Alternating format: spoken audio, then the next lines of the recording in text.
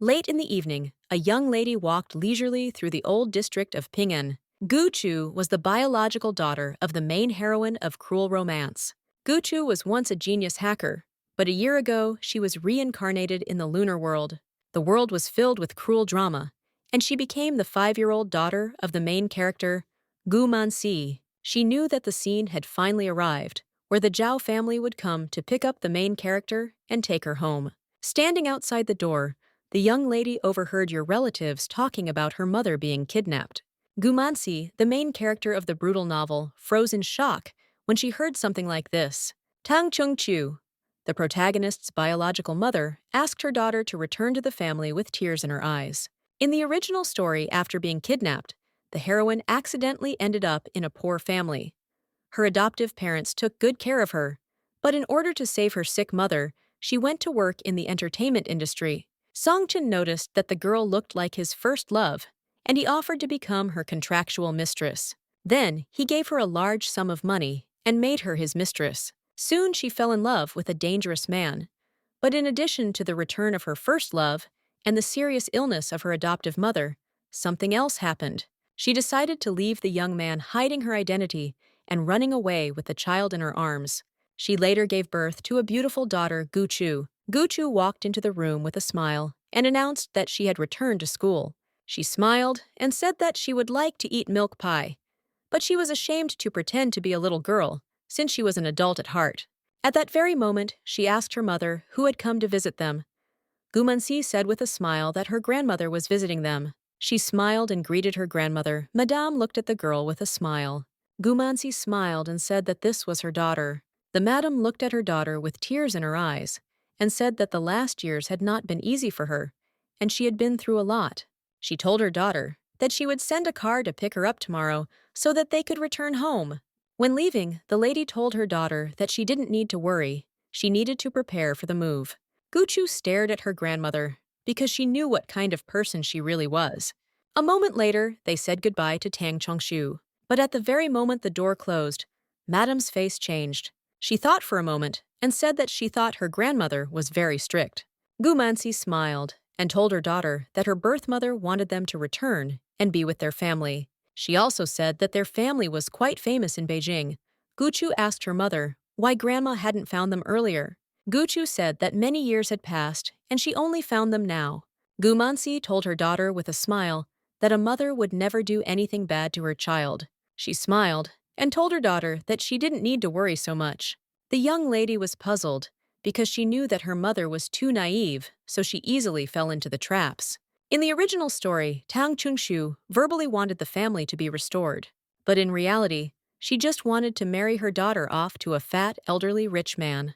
Gumansi was deceived and forced into marriage, and soon tortured to death. And her little daughter died of hunger. She was puzzled because she knew she could not allow this tragedy to happen again. Looking at her mother, she understood that she had to save her. She understood that she had no one closer to her than her mother, so she wanted to do everything possible to ensure that they lived happily. She looked into the distance with a fierce grin because she knew that they would start acting tomorrow. The next day, the driver picked them up and told them that they could take a nap, as they still had a few hours to travel. Guchu asked the driver if her grandmother really loved her, and her mother. The man was taken aback and said with a smile that the lady was happy to find her child after many years, and everyone in the house was very happy about their return. Guchu asked if that was the case. Why didn't Grandma send a plane for them, since they could have gotten there faster with it? The man was taken aback and said that perhaps all the tickets were sold out, since tickets to the capital are very popular. Gu Mansi told her daughter that Grandma just decided to take them quietly so that they wouldn't attract too much attention. She was puzzled, as she had obviously been hinting to her mother, but she did not understand anything. Sometime later, they finally arrived at the Zhao family's house. After some time, they were escorted into the living room with a smile. Sometime later, they came to the living room, where all their relatives were. The madam looked at her daughter with a smile and greeted her, and also invited her to sit down. But she ignored her granddaughter. Chuchu knew that if her grandmother wanted to play, she would give her space to show her motherly love. She looked at everyone present with a grin, because I wanted to see who could be conquered. She saw Zhao Jing, the protagonist's father, but she knew that he was just trying to impress. Zhao Yan was the brother of the main character. She knew that, in the novel, he was the only good person in their family. Choo-Choo knew that he would later become a billionaire and a super successful businessman, so she wanted to hold on to him tighter. At that very moment, she approached him with a smile, but the young man was taken aback, as he did not expect such a thing. She greeted him with a smile and asked him to hug her. He was taken aback, because the girl's glowing eyes reminded him of someone. He asked her name with a smile. Choo-Choo immediately introduced herself and said that her name means first love. He smiled and said that she was very small, but she knew what first love was. She smiled and said that she heard about it on TV. Choo-Choo said that first love is the one who likes a person first, and she asked her uncle if he had such a love. He smiled and said that she had guessed correctly. She had not guessed correctly at all, because she knew all the information about the novel. His love was a popular streamer, and in the near future, his parents would forbid them from dating. Zhao entered their room, Manchi, the main character's younger sister. Zhao Manchi looked at her sister with a smile, because she knew that her life was hard. At that very moment, she asked her sister where her husband was, since she had only seen her daughter. Mansi said that her daughter's father had died early. Zhao Manchi told her sister with a smile that it must have been difficult for her all this time. At that very moment, Manchi felt a hidden hostility. Manchi asked her mother at that very moment if she had chosen a kindergarten. Madam said that she had chosen a kindergarten.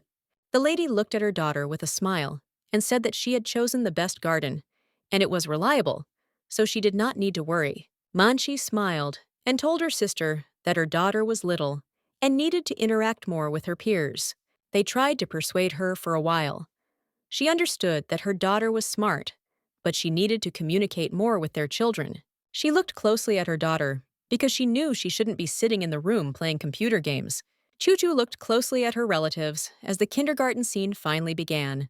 In the novel, her relatives pretended to the court that they had chosen an elite kindergarten for her with good intentions, but in reality, they wanted to separate their daughter and mother. Then they arranged a meeting between the main character and the fat old man, and the kindergarten was not at all elite and looked more like a torture chambers. In just a few days, the young girl became pale and emaciated from hunger. Tang Chungshu threatened and convinced her daughter that she would take her granddaughter out of kindergarten as soon as she married Mr. Li. The young lady in turn understood that the kindergarten was the beginning of a tragedy, and she had to stop them. At that very moment, she looked at her uncle and said, "She doesn't want your kindergarten." She hugged her uncle tightly and said that she wanted to play only with him. She hoped that her uncle understood her and would save her. Yan knew that his parents were greedy businessmen who cared only about profit, and his mother also despised women due to her bad reputation. He knew that his sister had been missing for many years, and his mother had never looked for her, but now she was showing care and attention, and it was too suspicious. He usually didn't interfere in family matters, but he knew that this time he would have to sort things out. Manchi said with a smile that she would take her niece to the room, and not while they talked. The young lady ran into the room with joy, as she liked it very much. Manchi looked at the girl with a satisfied smile, because she knew that village children were simple. After all, she had a few toys, and she was already glowing with happiness. Choo-Choo was a little puzzled that the room was in pink tones, because she was not a child at all. She liked completely different things. For example, unlimited money, a top-end computer, and a cool car. Manchi looked at the girl with a smile and asked if she knew who her father was. Choo-Choo looked around warily and told her aunt that she was about to tell her a secret, but she must not tell anyone. Choo-Choo, with a satisfied smile, quietly said to her aunt that according to her mother, her father was a diver. Manchi immediately thought that the man did not have a normal job. She smiled and asked the girl where her father was now. The lady smiled and said that her mother said that her father was the coolest diver in the world. And while others quickly emerged from the water, her father had not emerged for many years. Manchi was taken aback by this answer. She was furious because she realized that her sister had said some stupid answer to her daughter, because she did not want to reveal the true identity of the biological father. As she left, she sighed heavily and told her niece to play, as she had some things to do. Choo-Choo thought for a moment, because she knew that now it was her turn to show her mother that the kindergarten was a trap. After some time, she sat down at the computer. After some searching, she found all the information about the kindergarten, She knew that now she had to pretend that she wasn't the one who opened the site. Choo-Choo understood that the sooner they found the unfit father, the better it would be for her and her mother. Sometime later, she contacted her friends, but they did not believe her that she was preparing for kindergarten because they knew that she did not belong there. After some time, Madame looked in on her daughter and said that it was time for her to go to bed, but she still wanted to play. Mansi smiled and told her daughter that she could continue playing tomorrow. While her mother was picking her up, she accidentally clicked on the keyboard and opened the tab with the gardens. Mansi put her daughter to bed with a smile and said that she would turn off the computer and return to her. Mansi was glad that her daughter played happily all day long, but a moment later, she was taken aback and froze when she saw information about the kindergarten. At that very moment, she began to study the dossier on this establishment, but she was puzzled by everything she saw. She knew that it was her own mother who advised her to send her daughter to a similar kindergarten. She was shocked because she realized that during the day her mother had praised the garden, and later she saw terrible news about it. Choo-Choo, at that very moment, she asked her mother with a smile whether adults really liked to play on the computer since her aunt played with it and asked about her father. Mansi immediately understood why the tab about the kindergarten was open, but she was puzzled and did not understand why they wanted to know about her daughter's father. She immediately asked her daughter what exactly her aunt had said. Choo-Choo was glad that her mother had finally turned on her brain. Choo-Choo said that her aunt said that she was a pathetic brat and that she was interfering with their family's plans. But at that very moment, she smiled and asked her mother what the word offspring meant in the most innocent tone. Mansi was taken aback by this information because she did not expect anything like this. She knew she had a knack for exaggerating and embellishing a little, but she also knew that no one would think a small child could be mean. Mansi smiled and told her daughter to go to bed and not think about anything, as her mother would not allow anyone to hurt her. The young lady wished her mother sweet dreams with a smile. At the same time, Madame with Mr. Li, to whom she sent photographs of her eldest daughter. The gentleman said with a joyful smile that everything suited him and that they would soon become relatives. I was very happy with his words. She said that in that case, she would arrange a meeting for them, and after that, they would be one. A moment later, her daughter joined her and said with a smile that the master would be suitable for her sister. But at that same moment, Madame told her daughter that it was time for her to also think about marriage. She smiled and said she had one option in mind, and he was an entertainment mogul. She happily said that he was single and very handsome. The lady said with a smile that this candidate was suitable for her, and later they could arrange a meeting so that they could get to know each other better. The next day, the lady told her daughter that she would take her granddaughter to kindergarten, and her daughter could, in the meantime, go to her father's company to get acquainted with the business. Mansi told her mother that she would also like to go to kindergarten with her daughter. The lady smiled and said that she didn't need to go there, and that she would sort out the matter herself, and that it would be better for her to head to the company. At that very moment, a young gentleman joined them and said that he himself would take his niece to the garden. He smiled and said that he just had some free time after yesterday he was restless and therefore wanted to sort everything out. At that moment, the lady was taken aback and told her son that he had a lot of work and he shouldn't do such things. But a few moments later, everyone was taken aback when they heard a scream. Mansi ran upstairs at that very moment because she heard her daughter scream. She rushed into the room and was taken aback because she saw her daughter lying on the ground and she was wounded.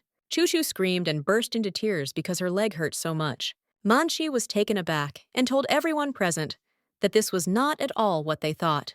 But at that very moment, Mansi pushed her sister away and ran to her daughter, as she wanted to immediately take her to the doctor. The young gentleman looked closely at everyone present and asked what had really happened. His sister was taken aback, not knowing what to answer.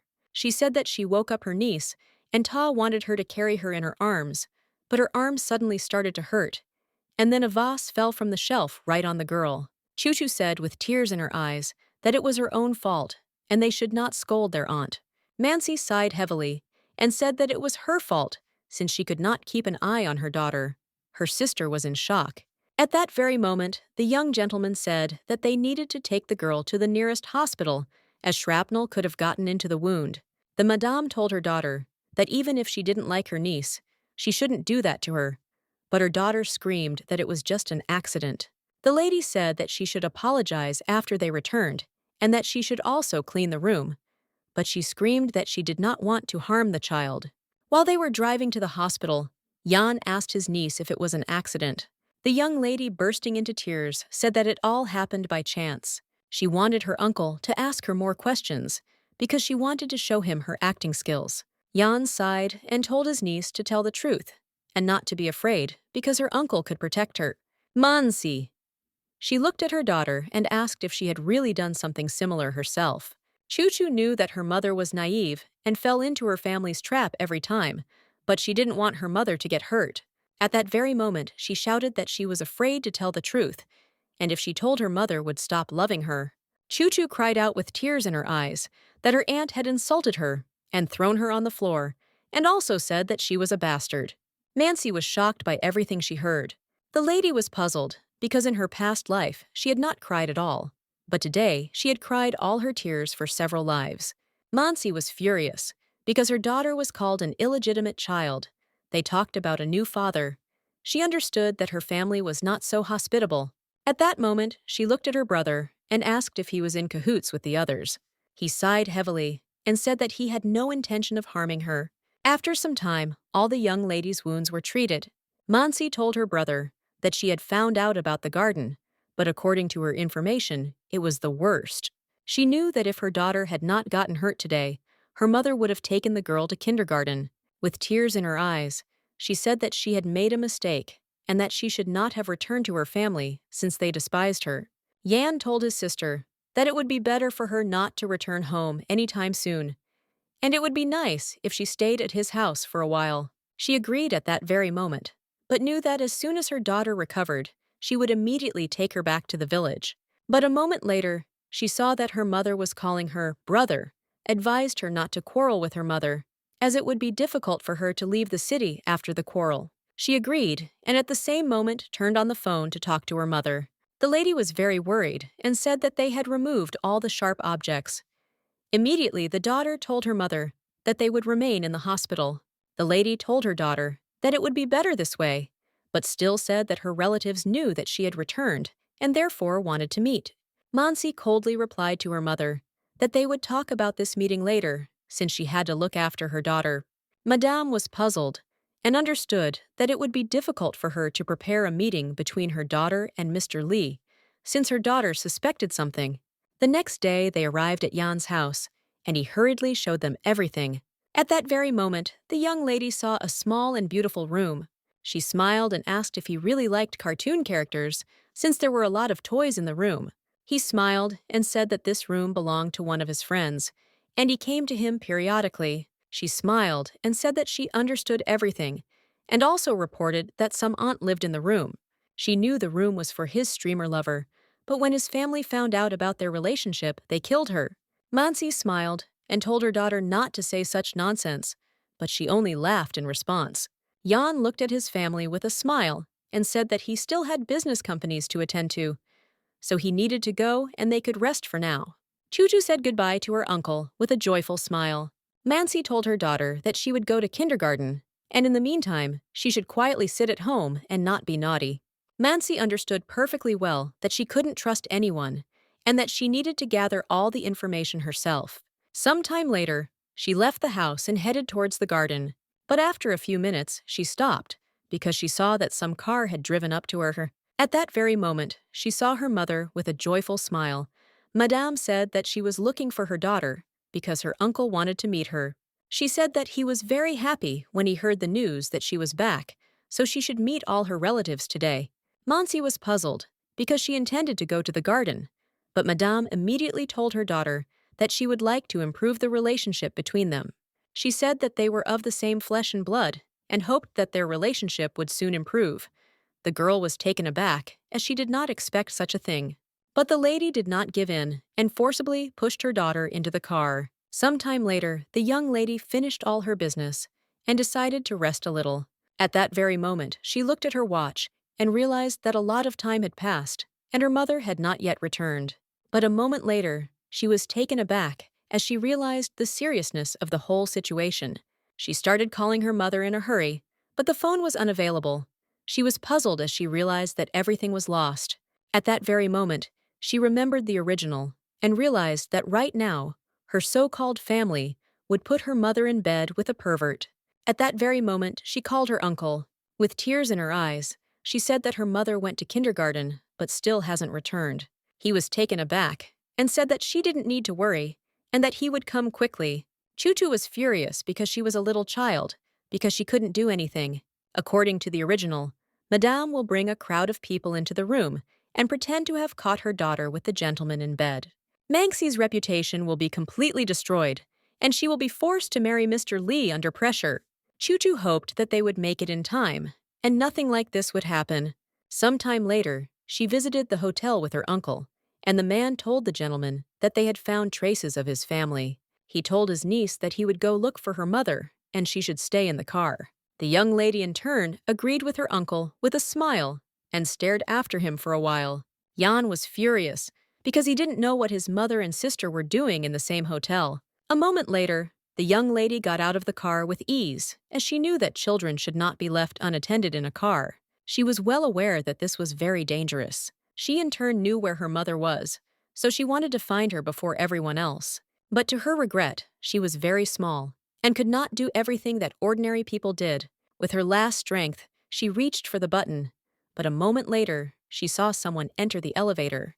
The young lady was taken aback as she immediately recognized the man who was next to her. She was shocked because she knew that in front of her was the very hero of the original novel, namely her hapless father. At that very moment, the man asked the girl with a smile why she was alone in the elevator. She knew that in order for her father to find love quickly, she would have to take a risk. With tears in her eyes, she said that she wanted to go to the very top and find her mother, but she could not press the button in the elevator. She looked at the tall uncle with a gentle smile and asked if he had seen her mother. Everyone was immediately taken aback. The young man asked the girl to let the director go, as he was very squeamish, and he also said that he would quickly press the button for her. Chuchu thanked them with a smile for their help, but in turn, she was very angry since she was his own daughter, and he was blind as a mole and saw nothing. In the original story, he accidentally fell into the water, but was rescued. He thought he was saved by the villain Chung Ching-yun. That's why he idolized her. And for this reason, he caused unimaginable pain to the main character. When she read this novella, she was amazed at his blindness and lack of understanding. As he left the elevator, he told his assistant to bring him a new suit. The young lady in turn was furious. She knew that she would get even with him later, and for the fact that he ignored her, he would get it in full. But still, after a few minutes, she reached the desired floor. She wondered if her uncle had found her mother. But at that very moment, she felt someone approaching her. Chu turned around happily because she thought her uncle had approached hers. But a moment later, she was dumbfounded because she saw a young man. He looked at her intently and asked where her mother was. At that very moment, she burst into tears and said that she was looking for her mother and could not find her. He was taken aback and wondered if he was too late. At that very moment, a young man ran up to them and told the gentleman that they had figured everything out and found the number. Chu looked at the boy closely because she knew him. He was drawn into a power struggle and died at the hands of one of his father's illegitimate children. As he left, he told his subordinate to look after the child. She thought for a moment, as it seemed to her that the young man wanted to save her mother, but she understood that they were completely unrelated to each other. He was puzzled and rushed towards the girl at full speed, but at the same time he did not understand why she listened to her mother. At that very moment, he burst into the room and called her. Mansi, in turn, lying in bed, pushed the man away and screamed. He kissed her lustfully and told her that there was no need for her to leave. At that very moment, he got what he deserved as the young man kicked him in anger. And so the man fell to the ground with a roar. He was furious and did not understand how the young man dared to interfere with them. The young man calmed the lady and said that she was now safe. Chung Chi-shi looked at the man with rage and said that he would kill him. Mr. Lee was immediately taken aback because when he saw who was in front of him, he understood that he should not get involved with him. Mr. Lee hurriedly said that it was a misunderstanding and that it was his wife in trouble, but Chu immediately burst into the room and called her mother. The young man looked at the man, and he was taken aback. Mansi called her daughter with tears in her eyes. Choo-Choo hugged her mother and said that she missed her very much. Choo-Choo quickly looked at her mother and realized that they had made it in time, and the man had not done anything to her. Bursting into tears, she told her daughter that she also missed her. She was furious because her own mother had deceived her. Choo-Choo smiled and told her mother not to cry, because she would give her apple pie later. At that very moment, the man was taken aback, because he saw that she had a child. He realized that he had been deceived.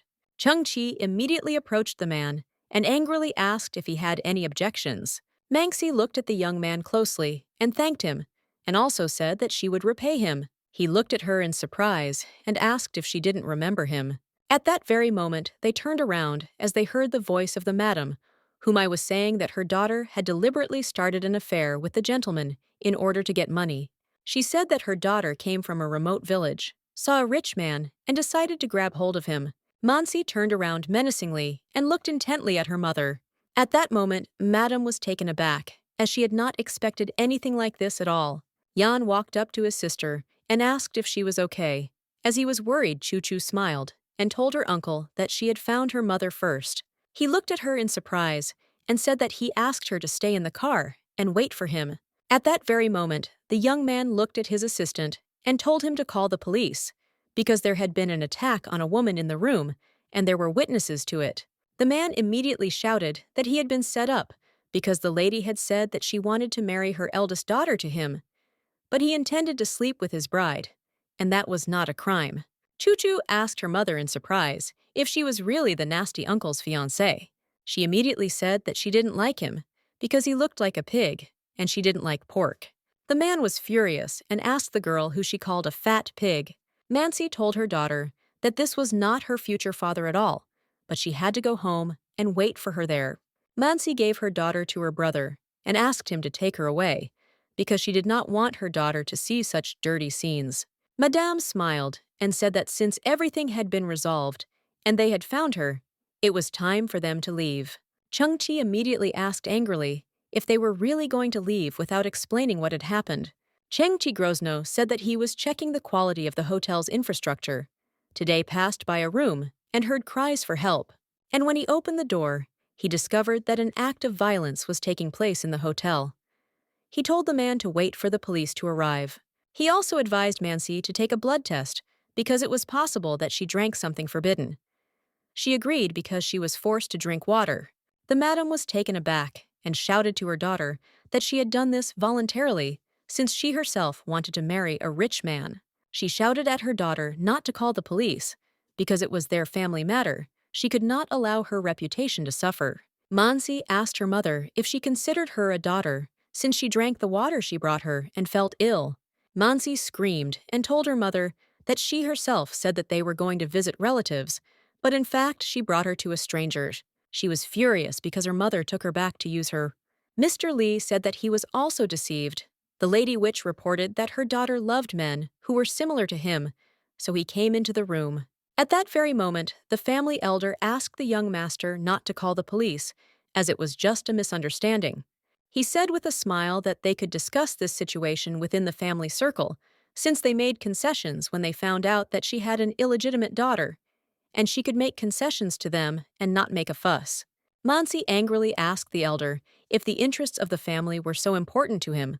Why didn't he marry his granddaughter to the master? The man was taken aback and did not answer. Chung-Chi looked at her closely and wondered if she was really that good at acting, or if he had the wrong person. A little earlier, he was informed that Mansi had come to the hospital with her daughter, who had been injured. He was angry that she couldn't take care of her child and couldn't protect him.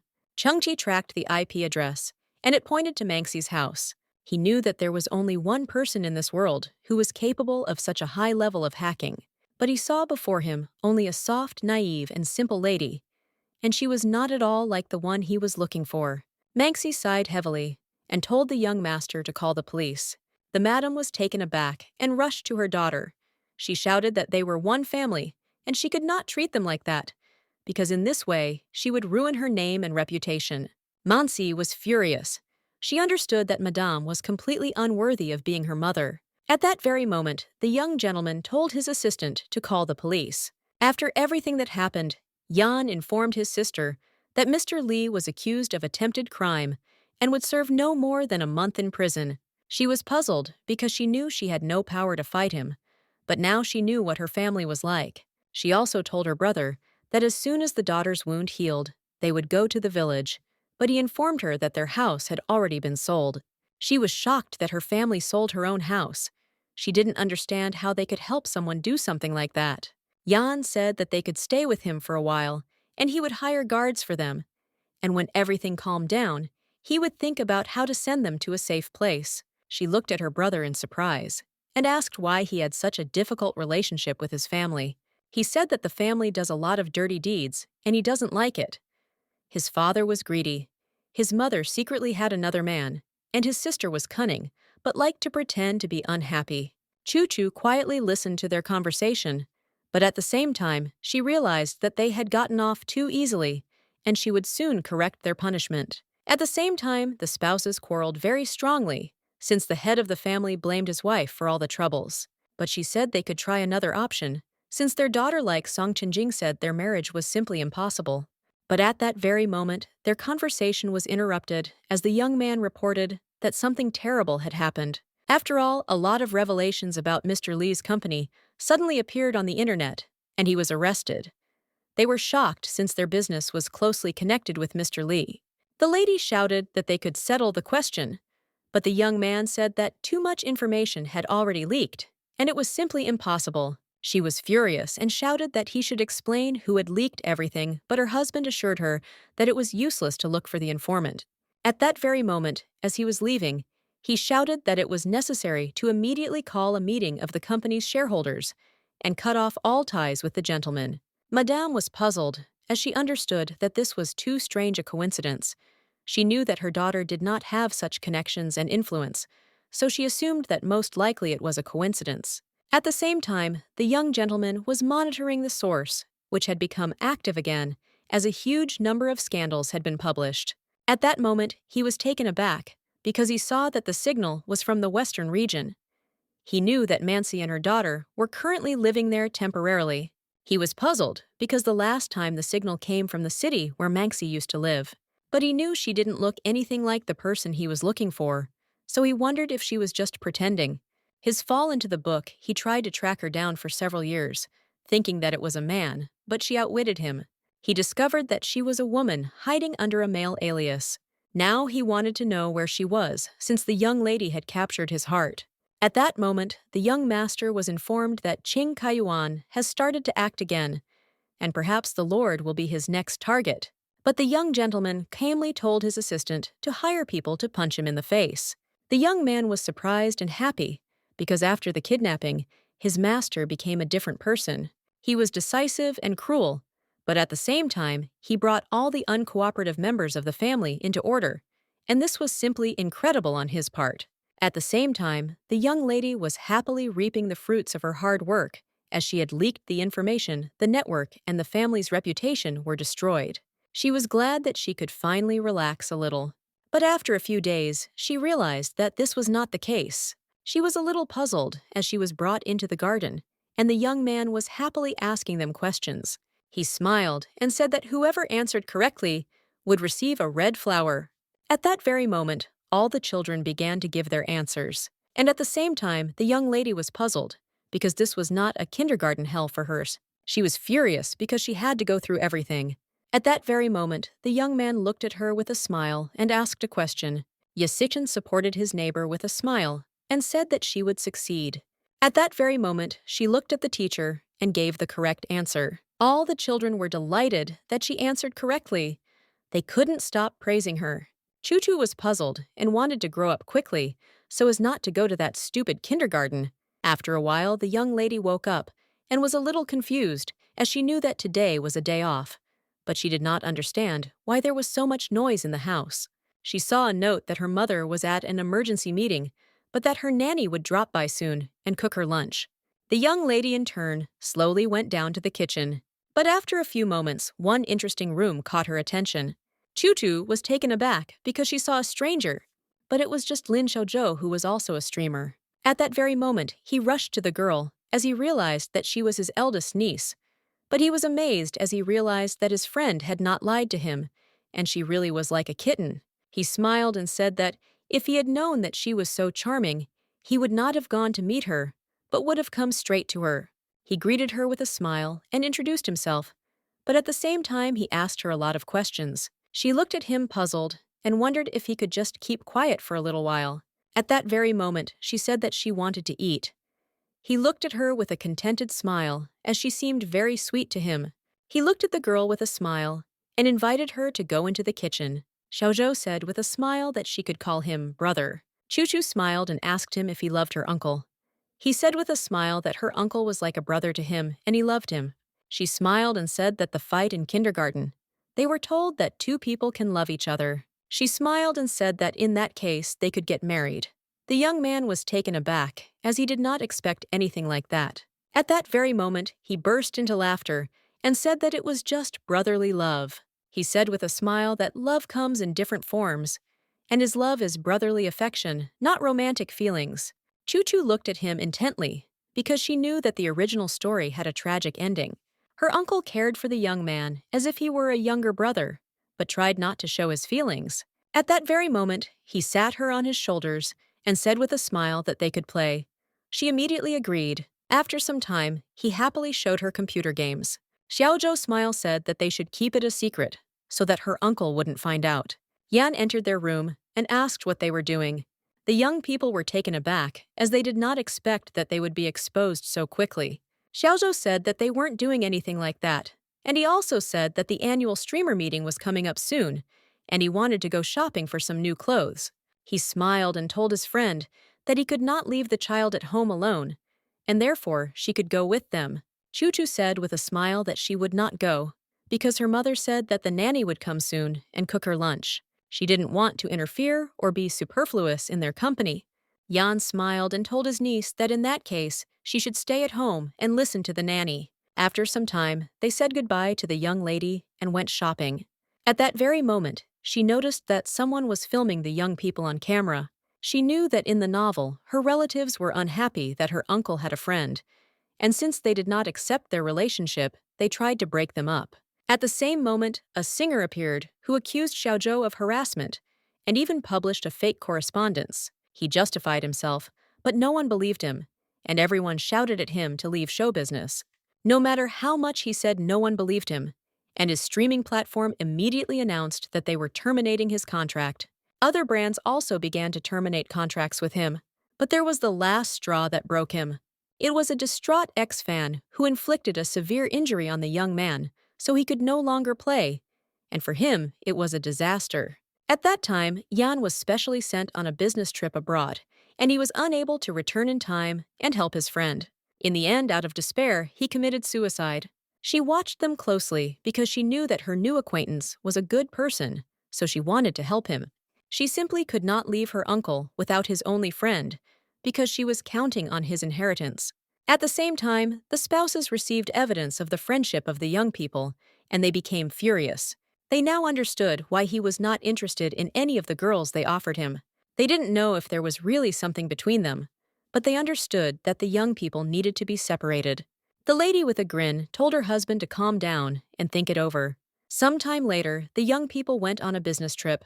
Mancy told her daughter that the business trip would only be for a few days. She asked her daughter to listen to her brother and not run away. The young lady agreed with her mother and also asked her with a smile to eat on time. Mancy looked at her daughter tenderly and said that everything would be fine, and she didn't need to worry. Yan looked closely at his friend and said that if anything was needed, he could turn to his assistant for help. Xiaozhou told his friend that the child would be fine because he could handle it. Yan was puzzled by the fact that he was sent on a business trip, and he felt uneasy. The young lady immediately reassured her uncle and said with a smile that she would take care of her brother. For some time, they had a cheerful and relaxed conversation. A moment later, they finally said goodbye. The young lady, in turn, looked intently at her uncle, who was glowing with happiness. She also looked at her new brother, as she did not want the tragedy to happen to him again. She looked at them intently, because she knew that she would do everything possible to prevent something like this from happening. Xiaozhou smiled and told the young lady that there would be a meeting tomorrow. He asked if she wanted to come with him. She agreed at that very moment, since she intended not just to go, but to stage a whole performance.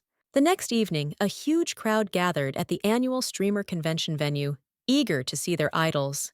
The young lady looked into the distance at all the fans as she realized that her brother was very popular. She knew his fans adored him, but she understood that once the dirty marriage scandal came to light, they would also become the reason for his death. She saw how everyone greeted him with joy, but she knew it was just a fake. After some time, they were sitting in the banquet hall, and the young man told the girl to sit still while he went away. At that very moment, a girl approached them, greeted them with a smile, and also asked whose little girl was present at the banquet. At that moment, Choo-Choo looked at the girl with a predatory gaze as her target had arrived. Bai Yi was a popular streamer, but at the same time, she accused the young man of harassment. He smiled and said that this was his dear friend's niece. At that moment, Bai Yi began to communicate with the girl with a smile. She said that the girl was a good girl since she went to kindergarten. Choo-Choo smiled and asked if Auntie hadn't gone to kindergarten. At that very moment, the young man covered her mouth and told his friend not to be offended by the girl, because she was just a child. At that very moment, a young man approached them and said that the interview would soon begin, and therefore he should join them. He looked at the gentleman with a smile and said that he could give him the phone while he was at the interview. Choo-Choo immediately told her brother that she would like to play a game. He smiled and immediately gave her the phone. The young man was a little puzzled and said that the girl might lose the phone. Xiaozhou said with a smile that nothing bad would happen, and he also asked her to wait for him. The young people were puzzled. They didn't know what to do now. Choo-Choo looked at them with a grin as she saw them exchanging glances. She knew that they intended to steal the phone and send out a harassing message. At that very moment, the girl reached out to the girl as she wanted to take the phone. Choo-Choo knew she wouldn't give up the phone that easily, but at that moment, she saw her father. She looked at him intently as she already had another plan in mind. At that very moment, she jumped off the sofa and ran to her father. She quickly grabbed his leg and said with a smile that they met again. Choo-Choo smiled and said that she met her mother, but other people wanted to offend her, and then they were put in prison. Bai Yi immediately ran up to them and took the young lady away and also asked for forgiveness. The assistant director looked closely at the girl and said that she should be vigilant as there were a lot of people at this event. Bai Yi sighed heavily as she saw that children were a complete headache. At that very moment, the young lady handed the girl the phone and asked if she could support him. Bai Yi was shocked that the girl gave the phone away herself, but she happily accepted it. Choo-Choo smiled and said that she would go to the toilet for a short while. She looked into the distance with a grin because she knew that at this time, her brother was finishing the interview. She knew that in the novel, he had a severe attack of gastritis and fell unconscious, but he could not call anyone for help. She knew that she would save him no matter what happened, and at that very moment, she rushed to him. She wanted to help him restore his good name. At the same time, the young man and his assistant were sorting out their affairs. But at that very moment, they were taken aback as they heard a knock at the door. At the same time, the young lady with tears in her eyes asked to call a doctor. Chunky told the assistant to carry the man into the house and wipe the floor. At that very moment, he came out and asked the girl in surprise what had happened. She screamed that her brother had a severe stomach ache and had fainted, but no one could call for help. At that moment, she was taken aback as she smelled blood, but she understood that she should not say anything about it. Chungti looked at the girl and said that she didn't need to worry because he would quickly call an ambulance and send him to their family hospital. Sometime later, sitting next to the young man, they waited for the ambulance to arrive. Moments later, the nurse announced that the young man would most likely only come to his senses tomorrow. Choo-Choo immediately noticed the camera and said that if they didn't keep an eye on her brother, his company would think that he was skipping work. At that very moment, she looked at her brother and with tears in her eyes asked him to turn on the camera. He sighed heavily and ordered the nurse to turn on the camera. The lady immediately beamed with happiness and thanked him. She was glad that her plan worked, because if he hadn't agreed, she would have found another way, but she was still glad that everything happened so easily.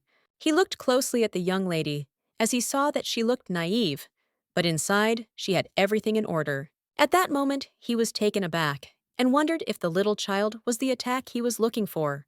The young man told his accomplice with a smile to play her part well tomorrow. She immediately assured him that everything would go according to plan. She understood that a storm would soon begin that would engulf the entire internet, because she intended step by step to enter the top ratings and marry a rich husband. The next day, the young lady saw that the entire internet was seething over the affair with her brother-in-law, and he was still lying unconscious.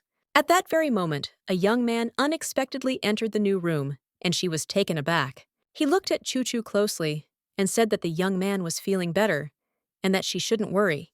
She looked at her brother and, with tears in her eyes, said that Mom and Uncle weren't picking up the phone and her brother was still in the hospital.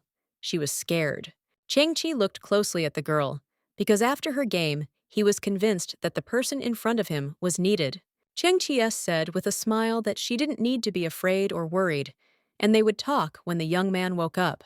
At that very moment, he asked what dishes her mother liked. She gave him a sincere answer and asked why he asked. He was taken aback and said with embarrassment that he was just asking. He was embarrassed when she called him brother. She looked at him in surprise as she didn't understand what had happened at all. But at that very moment, she realized that he was embarrassed, and when he saved her mother at the hotel, he was also embarrassed and unhappy with what she was doing. She was shocked and wondered if the young man had secretly fallen in love with her mother. She knew that her mother had only recently arrived in their city, and they simply had not been able to see each other anywhere before. Chang-Chi said with a smile that the young man had been the target of a planned attack on the internet, and they had to help him. Choo-Choo looked at him closely as she found him a little suspicious. He asked where brother's phone was. Choo-Choo said that she went to the toilet and put Baiyi's phone there. He thought about it because he knew that all the cameras had been turned off at the meeting for security purposes, and they couldn't prove that she was the one who took the phone. But at that very moment, he looked intently at the girl and called her. She was taken aback, as she did not expect him to call her, as she was immersed in her thoughts. At that moment, she smiled and asked what they should do now. Chang-Chi froze for a moment, because as soon as he imagined that she was trying to be nice, he suddenly felt funny. He didn't understand how such a bold and insolent person could descend to pretense, because she pretended to be a sweet and innocent child. At that very moment, he said that she didn't need to worry because he had opportunities to help his brother, and as soon as he woke up, they would discuss everything. He smiled and said that he had things to do, so if she was bored, he could ask someone to bring her a laptop. She happily shouted that she wanted to play. My main love is my laptop. She was glad that her brother understood her well. She wanted him to drive away her useless father and become her stepfather. Sometime later, she finally got hold of the laptop, and while corresponding with her comrades, asked them to hack one platforms. She was also told that there would soon be a world hacker competition abroad, and the prize there was very good. She knew that she had to participate in it as she needed money. A moment later, she saw that her little brother had woken up. The young man was puzzled as he did not understand what had happened and where he was. At that very moment, she reported that something bad had happened, and people were saying on the internet that he had harassed the girl. He was shocked because after reading the message, he realized that it was not his at all. He did not understand how something like this could happen. At that very moment, he said that he would immediately call his director in order to resolve this issue. But when he called the director, he only attacked him with fury. The director was furious because the young man had caused a lot of losses to the company due to his actions.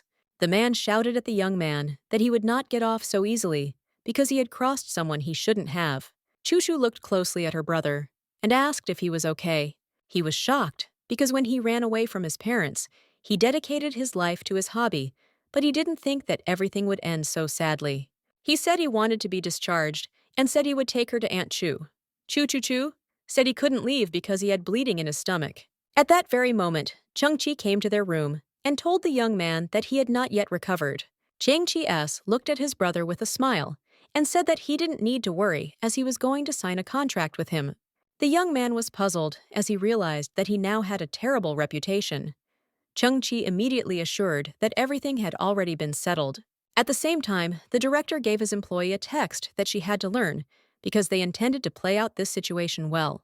A young man burst in and told them that another company was signing a contract with Xiaochu and was even willing to pay the fine for terminating his contract with them. Baiyi was shocked because she didn't expect anything like this. The young man also informed the director that the Red Pike had already published video from cameras showing that the young man was unconscious. She was shocked because she didn't expect him to be caught on camera. She knew she couldn't let him reveal the truth.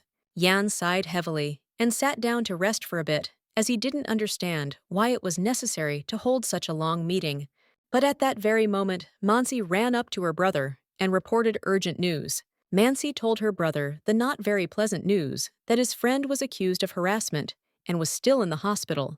Yan was puzzled, as he had felt before the trip, that something was wrong. He was furious because he assumed that it was a trap set by his parents. After all, they deliberately lured him out of the country in order to attack his friend. At that very moment, he turned around and informed his sister that they were going back immediately. After some time, the young people visited the hospital. Xiaozhou told his friend not to worry, as he felt fine. The young people talked among themselves for some time and came to the conclusion that the child needed to be removed from the hospital and sent to kindergarten. The young lady was shocked, but her mother said that she had already missed several days and needed to catch up. She was in shock and burst into bitter tears as she wanted to stay in the hospital. Xiaozhou smiled and told his friend that he would like to take a short walk, as he was bored of sitting in the ward every day. While walking, the young man told his friend that he had already signed a contract with another platforms. Xiaozhou said with a smile that he would be able to be discharged in a few days, and everything would be fine. Yan was glad to hear this. At the same time, a crazy fan was watching them from the bushes. At that very moment, he attacked them with fury, as he did not understand how the young man dared to harm his goddess. The young men were taken aback, but Yan quickly reacted and protected his friend, putting his hand under the blow. The man was furious. He shouted at the young man to immediately apologize to his beloved Bai Yi because he had caused her so much harm. Xiaozhou was shocked, as his friend was injured and his hand was bleeding. He glared at the man who had just caused his elder such incredible pain. Without wasting a moment, Xiaozhou grabbed the broom and pounced on the fan. Xiaozhou beat him furiously, without mercy, because he could not understand how he dared to injure his elder. At that very moment, the man with tears in his eyes asked the young man to stop. He also reported that the girl in her stream said that he had falsified the recordings in order to slander her. Xiaozhou shouted at the man to sit and wait for the police. Yan. At the same time, he was thinking about the man's words, since the same girl was involved in this case again. The next day, they sat and watched the news about the case. Xiaozhou was puzzled because he knew that the girl had failed to slander him and had sent her fan to hurt him. Chu looked closely at her uncle, as she now understood why he had been so busy lately.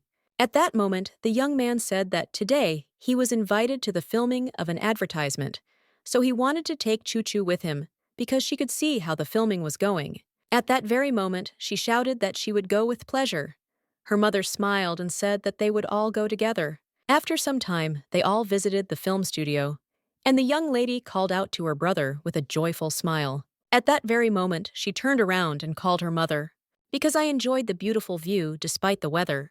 But after a moment, she stopped because she saw a familiar silhouette. She looked at the heir of the Qing family in surprise, as she didn't understand what he was doing in a place like this. At that moment, she was taken aback and wondered if he was at the film studio because of her mother. The young man approached them and greeted them, and also asked how they were doing. Mansi said with a smile that they were doing well, and also thanked them for their help at the hotel. He smiled and said that it was his duty. Chu looked at the young man, as she knew that he had his eye on her mother. At that very moment, the young man looked at the girl and asked if she liked eclairs. He presented her with a whole box of treats and said with a smile that he had bought various goodies, especially for her. She smiled and thanked him. Chu knew perfectly well that he just wanted to bribe her, but she still ate them with pleasure. After some time, the young man was already in makeup preparing for the filming of an advertisement. Chu followed the conversation, heard a familiar name, and realized that they were talking about the sweet but doomed supporting character from the original novel. Her mother once entered the world of show business under a different name, and at the beginning of her career, she was noticed by a wonderful director. At that time, she even managed to star in a luxurious film. The director was inspired by her image, and her debut immediately became a sensation. She had a talented director, great skills and stunning looks, and if she had followed this path, she would certainly have become the youngest winner of the Best Actress award. At that very moment, a man approached them and said that the actress who was supposed to be filming the commercial had said that she had urgent business and had refused to shoot. The man apologized to the young man as he realized that filming would be interrupted without the lead actress. But at that very moment, he turned around and was taken aback. He looked at the young lady with admiration, as she was incredible. At that very moment, he rushed to her and asked if she could try on the image of the main character for their commercial. She smiled and asked for forgiveness, as she did not want to take part in the filming, as she did not like to appear in public. For some time, everyone present tried to persuade her to take off. At that moment, Choo-Choo looked at her mother intently and said with a smile that she wanted to see her in a similar image. She knew that her mother did not want her father to find them, but she, on the contrary, wanted it in the original. Because of his stupidity, he looked for them for a long time. At that very moment, they all looked at her intently, and with burning but pleading eyes, they supported this idea. She sighed heavily and agreed with them. Mansi, looking at everyone present, said that she would not take a fee, but wanted her face not to be shown. After some time, the young lady was already fully armed. Everyone looked at her with admiration, as it seemed to them that she had come down from heaven to them. Choo-Choo ran up to her mother with a joyful smile, as she was incredibly beautiful. A few days later, the commercial was ready. The man really wanted to tell his teacher about his achievement. At that very moment, he went to his teacher, led her with a file, but at the same time his teacher was in the desert. The man said that he was a little busy, but he still opened this file and was immediately taken aback. He was shocked because he saw a painfully familiar silhouette. Lu Shenhe was shocked and didn't expect that the girl would come back into his life like this. At the same time, the CEO froze for a moment as he saw the advertisement. He was shocked because he knew that there was only one woman in the world with such a graceful and slender figure. Songchen knew that only she could transform a simple image into a work of art. At that very moment, he shouted to his subordinate to find out everything about the advertisement and the girl. He was shocked because she was in the capital and he knew nothing about it. He understood that he urgently needed to find her. Sometime later, the young people arrived at the address where the young lady lived. At that very moment, the young man tidied himself up as he wanted to meet her in a proper form. He knew that everything was fine because he was just the perfect man. At that moment, he was taken aback because he heard a familiar voice. She looked at the security guard with a smile and said that she was going about her business. The young man was taken aback as he realized that in front of him was indeed the girl he had been looking for. He was truly glad, as many years had passed since their last meeting, but he had been looking for her all this time. He was glad that he had finally managed to find her and did not want to lose her so easily. At that very moment, he told his driver to follow the car. He knew that he would never lose her again, and that he would make sure that she would be by his side. After some time, Choo-Choo, bursting into bitter tears, ran to her mother, as she was glad that her mother had finally come for her. Mansi asked her daughter with a smile if she had listened to the teacher today. The young lady was very puzzled, because today she learned to count, and she wanted to avoid growing up, because she did not want to learn what she already knew. Jan looked at his niece with a smile because he saw that she was very angry. He suggested that they go and have a tasty meal, and then all her anger would go away. At that very moment, the young man was taken aback as he saw a happy family. He wondered if she hated him and didn't want to see him. Then, it was a series of coincidences and misunderstandings. He would like to apologize to her personally and confess his feelings, but he saw that she was categorical, and at the same time, she found consolation in both the swelling of another man. At that very moment, he asked his subordinate to leave the place. He no longer wanted to follow her, as he saw that there was no need to interfere with a happy family.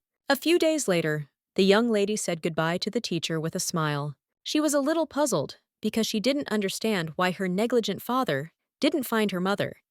She knew that he had definitely seen the commercial. After all, in the original, he found her mother from photographs. Choo-Choo knew she had to somehow change the original and adjust everything so that he would find them. At that moment, she was taken aback and looked in bewilderment at the man who called her. But a moment later, the man grabbed the young lady and covered her mouth. He quickly climbed into the car with the girl, and at that very moment, they left the scene of the crime. After some time, they drove into the thick of the forest. They were surprised that the girl did not make a single sound, but they knew that they would soon receive money for the kidnapping. At the same time, the young lady sat quietly and listened to their conversation. She was surprised that she had been kidnapped. After some time, they finally arrived at their destination. At the same time, the girls looked at the girl with bewilderment because they did not understand why they kidnapped her, but the men assured her that the girl was the best option. The man said with a grin that the girl shouldn't be underestimated at all, since she was surrounded by rich people. Shutu, despite their tearful conversations, asked Bai Yi in her eyes, "Are they really going to kill her?" She looked closely at the girl as she understood that they had to get rid of her, the way they had kidnapped her, and shown her faces. She sighed heavily and told the girl that if she behaved well, no one would touch her. The young lady sat quietly and agreed with her. Chuju said with a fierce grin that in that case she would be very obedient.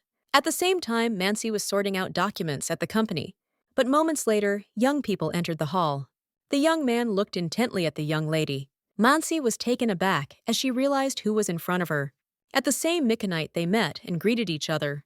Mansi looked closely at the young man, as she did not expect at all that they would meet again after so many years. She knew she had to control herself since he'd dumped her back then, but now she didn't want him to treat her like a doormat. She knew that he must not know about their daughter, because she was afraid that he would take her away. At that moment, she smiled and introduced herself. The young man was taken aback as he saw that she had changed very much. Mansi apologized with a smile and said that she needed to answer a call. But a moment after the conversation, she was taken aback and turned pale as she was informed that her daughter had been kidnapped. Mansi was shocked and did not understand why someone would kidnap her daughter. She wanted to know who the kidnapper really was. Mansi screamed with rage, but it was all in vain. At that moment, she gave in to her emotions and, unable to bear it, collapsed. But the young man managed to quickly catch her. Trembling with fear, she said that her daughter had been kidnapped. Mansi was furious and did not understand why anyone would kidnap a 5-year-old child. At that moment, Songchen was taken aback when he heard how old the girl was. He shouted to the girl that she had better first tell the child's father about the kidnapping. She pulled away from him and said that she would call her brother now. Mansi, with tears in her eyes, called her brother and shouted that her daughter had been kidnapped and also reported that the kidnappers were demanding a ransom. She screamed that most likely her parents did it because they hated her daughter. But at that very moment, the young man snatched the phone from her and started talking to his brother. He reported what actually happened. Yan asked the young man to take his sister to his home and said that he would arrive soon. Songchen asked Yan if he was Mangxi's brother. Yan said with bewilderment that it was so. Songchen was immediately overjoyed at the news. At the same time, the young people looked at their elder's words with puzzlement and asked what had happened. Yan told them that his niece had been kidnapped and ransom money was being demanded. The young people were stunned because they did not know who dared to touch the girl. Changshi realized at that moment what had actually happened. He quickly threw away the documents and ran after the young people as he intended to help them. After some time, everyone was assembled, but they were expecting another call from the kidnappers. He told everyone present that he had brought his younger brother, who was very good with computers.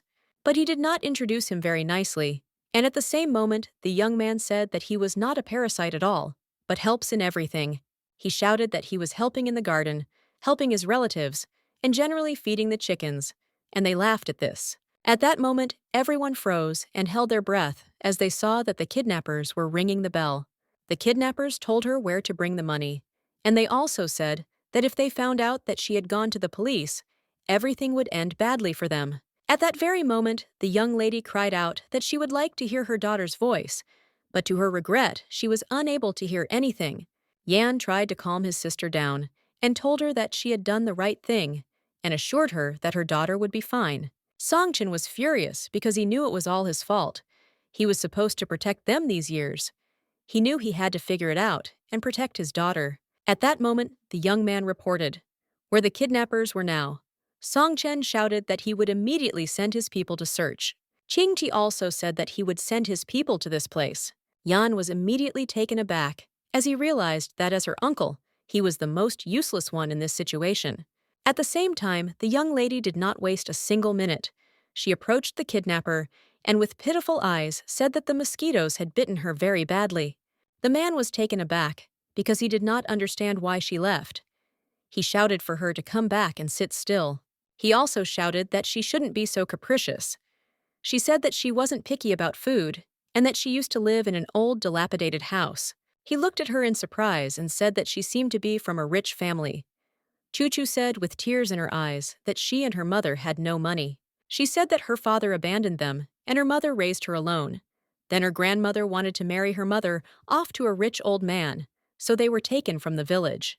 With tears in her eyes, she looked at the kidnapper and asked if they were really going to kill her. The man hesitated, not knowing what to answer. Chu said that she understood everything, but at the same time asked him to give her body to her mother because she would cry a lot. She also said that when he received the ransom, he should buy his mother new clothes. The man was taken aback. He didn't want to kill the girl at all, but he really needed the money. At that moment, he told the girl that she should go into the house because there were a lot of mosquitoes outside. Chu left. She said with a smile that he should go to bed early as it would be better for his health. She knew that he was a brute and looked dangerous, but he carried an amulet from his mother. She knew that he would not kill her now because he was very sensitive. Chu understood perfectly well that she didn't need to relax. They needed to get all the kidnappers under their control. She looked at the man closely as she wanted to figure out how to neutralize him. At that moment, the man was taken aback and angrily asked where she was going in the middle of the night. He approached her and grabbed her by the hair, asking angrily if she really thought she could escape. At that very moment, he pushed her away and shouted that she should sit quietly and not stick her head out, otherwise he would kill her. Chu was taken aback and said that she had not run away anywhere. She had just seen a girl with pigtails, and her face was covered in blood. She called her, and she followed her. The man was taken aback and angrily asked what she was talking about. Chu said that she was not lying at all, because there really was a beautiful girl there, and she said that she was lost and wanted to go home. The man shouted at her to shut her mouth immediately. He knew she was lying about the girl with pigtails, but he knew that last year he had run away to my small town, and at night he had met a beautiful schoolgirl with pigtails who was asking for directions. She was very beautiful, and he could not resist and dragged her into the bushes. Then she screamed that even after death, she would haunt him. Since then, he had been tormented by nightmares. Chu looked at him with a smirk and said that the girl also said that she had not forgiven him. At that very moment, she reported that the girl was now behind him. The man was taken aback, but turned around in a hurry with horror on his face. At that very moment, he saw the ghost and screamed. A few seconds later, he tripped and fell to the ground, hitting his head hard. Chu looked at him with a fierce grin as he fainted from fear over a few straws. At that very moment, a man burst into their room and hurriedly asked what had happened to his brother.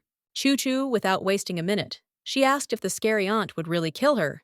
The man looked at her in surprise as he did not understand what she was talking about. Chu said that sister gave him some water to drink, and after that, he fell down. But she also asked him not to say that she was the one who told him. She looked at him with a fierce grin, as if she wanted him to think for himself what had really happened. The man was taken aback, but at that very moment, Bai Yi came in and asked them to be quieter because she wanted to sleep. Yawning, she handed the man a bottle of water and said that he could drink it since he had to be on duty all night. But to her regret at that very moment, she received a bottle on the head. The man screamed angrily, asking if she really thought he was an idiot, because he realized that she wanted to poison him too, in order to take the entire ransom for herself. She was shocked and screamed that he was not a man for hitting a woman, but he screamed and said that she was trying to poison him. At the same time, a rescue operation was underway to save Chu, and a man informed the captain that a conflict was brewing among the kidnappers. But a moment later, he was taken aback as he noticed the young lady. Chu took advantage of the confusion and quickly began to untie her hands. She knew that the kidnappers were easy to pit against each other, but the very moment she took a step out of the house, someone grabbed her, and she was taken aback. The man asked the girl not to be afraid of him, as he had come to save her. He immediately informed the captain that he had found the child. A moment later, soldiers burst into the house, but they noticed a fight. They quickly grabbed the young men. After some time, the young lady sat quietly in the care of others. Song Chung-yu was informed that the young lady had been found. Song Chen rushed to the girl because he wanted to know if she was injured anywhere. She looked at the man with a fierce grin and wondered if he was really worried.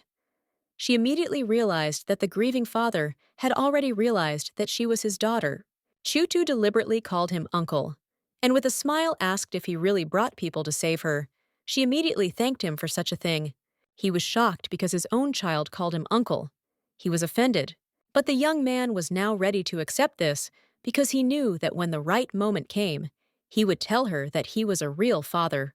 At that very moment, he asked where her dad was.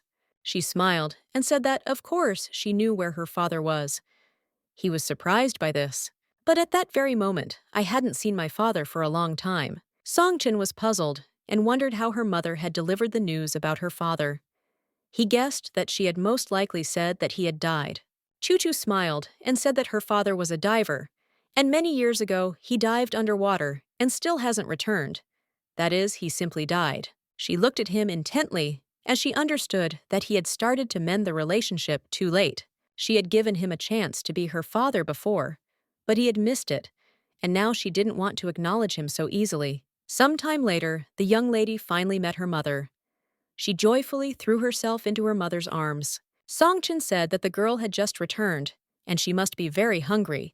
Choo-Choo agreed to have something to eat. Yan looked at the man with fury as he saw that he already considered himself the master of the house. She was informed that they had a cake, and Choo-Choo happily ran to the kitchen.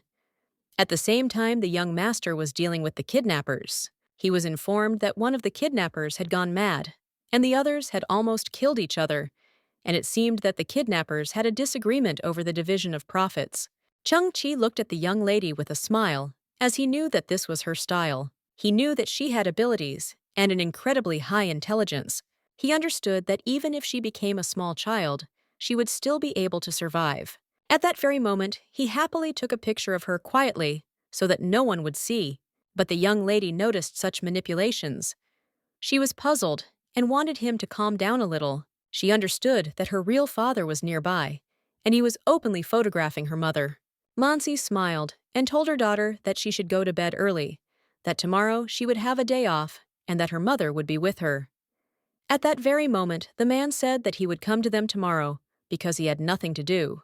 Mansi was taken aback because she did not expect this. She wondered if he really knew who she really was. Choo-Choo said with a smile that she didn't want her uncle to come because he was squeamish and didn't like it when she touched him. She told her mother that when she met with their uncle, she must wash her hands, otherwise he would consider her dirty. The man was taken aback, as he did not expect such a thing. At that very moment, he said that he could fix this problem with the mania for cleanliness. Yan looked at the young man intently and asked him to leave. He was angry because the young man flirted with his sister and also neglected his niece. Songchin sighed heavily and said with a smile that it was already late and it was time for him to go home. After some time, the young people went outside. Munsi asked him if he knew about his daughter and whether he intended to take her with him. She shouted that she knew that the family had not had children for many years, and the old man dreamed of holding his grandson in his arms. But still, she did not want to give up her daughter. But at that very moment, he said that he did not intend to do this. She looked at him with tears in her eyes and said that, of course, this is true, because he doesn't love his daughter. The young man was taken aback and said that this is not true. He ran up to her and began to assure her that everything was quite the opposite. He was shocked and did not understand why she was making things difficult, because if he intended to take his daughter, she would say that he stole her if he did not take her. She would say that he did not love her. Mansi looked at him intently and said that whether he liked it or not, she did not intend to let him take her child. Songchin was taken aback and looked at his beloved with embarrassment, as she was beautiful. At that very moment, he grabbed the young lady's hand and said that the girl was also his daughter. He said that she could not leave her without a father, and him without a wife. He had been looking for her for many years, and had no intention of letting her go. Mansi said that he had another wife, and he loved her only because of her appearance, which reminded him of his wife, and therefore she was already tired of being a replacement. At that very moment, the young man shouted that he did not love his bride at all. He did not have time to finish speaking because they were disturbed. Yan told his sister to return home immediately because her daughter wanted to eat the cake, and he did not know how to cut it because he only knew how to cut meat. Songchin was taken aback because he saw a young man with a knife in his hands, and he was too threatening. A moment later, he asked the young man not to come to them anymore. Songchin sighed heavily because he knew that he deserved this kind of treatment. After all, he was an idiot before. Choo-Choo finished watching her parents. She knew that in the original story, her mother suffered until the end. She understood that if she had not accidentally fallen into an affair, her mother would have suffered all her life. A few days later, the young people learned who exactly was behind the kidnapping. But the kidnappers claimed that they had received a virtual order via the internet and that someone mysterious had paid them a large sum to kidnap my girl. He said that the police had found several clues, but they could not fully determine who the customer really was. Manxie was furious because she knew there was one person who intended to harm her. She knew who was really involved. Jan looked at his sister and told her more details of the investigation. At the same time, the young lady was standing quietly outside the door and listening to their conversation. She realized that the Zhao family and someone from the United States were behind her kidnapping. She wondered at that moment if all this had happened because of her father's love affairs. Cheng Qingyun the villainous. When she went to America for treatment, the young man found her mother, who looked like her ex. Later, the villain returned and got back together with her fiancé, at which time he kicked out his pregnant mistress. Later, the villain found out that her rival got married, but she did not stop pestering her. Then she announced that she needed a kidney transplant, and the ideal donor was the main character, Mr. Li, who wanted to please the girl and his family. He forced his wife to give one kidney. Choo-Choo knew she couldn't do it, so she wanted to get to the bottom of it. At that moment, she was taken aback, because someone sent a message that they would soon see each other at the International Hacker Championship. She wondered if there was anyone in the world she had given away, who was her equal in skill. She froze for a moment, as she already had an idea of who could compete with her. She wondered if this was the same stalker she had slept with in her past life. The young lady was taken aback, and wondered if he had also fallen into this novel. Choo-Choo was furious because she was just a little girl, and he had already hired the Snatchers to eliminate her. At that moment, she confirmed her application for participation. She understood that she would have to meet him soon. At the same time, the young man grinned as he understood that this was the same vindictive little one that he remembered. After some time, the young lady happily enjoyed the dessert. Mancy realized that yesterday's events had not left her daughter traumatized, but she knew that soon her daughter would find out who her biological father really was. At that very moment, she looked at her daughter and asked if she wanted to meet her father, and if she wanted to, she would take her to him. Choo-Choo knew that in the original, her mother lived. Horribly.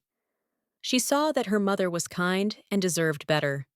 She understood that if this could protect her mother, then she would recognize the man as her father. Choo-Choo told her mother that if she still loved her father, she was ready to meet him because she wanted the best mother in the world to be happy. She wanted her father to protect them, and when she grew up, she would protect them all. At that very moment, Mansi looked at her daughter with a smile and thanked her for such words. At the same time, the young man was heading to his daughter with a gift he read on the internet, that he now loves girls the most. He knew that his daughter would be delighted with this gift and would say with admiration that she loved him. Song Chen was already looking forward to their meeting with a satisfied smile. But at that very moment, all his thoughts were dispelled as the young master called him. He looked at the young master in surprise, as he did not understand who he had come to. Chi said that he had come to see the miss as he wanted to clarify something. Song Chen was puzzled that a young man would come to his wife in broad daylight. Chi knew that it was just an excuse as he wanted to see Choo-Choo.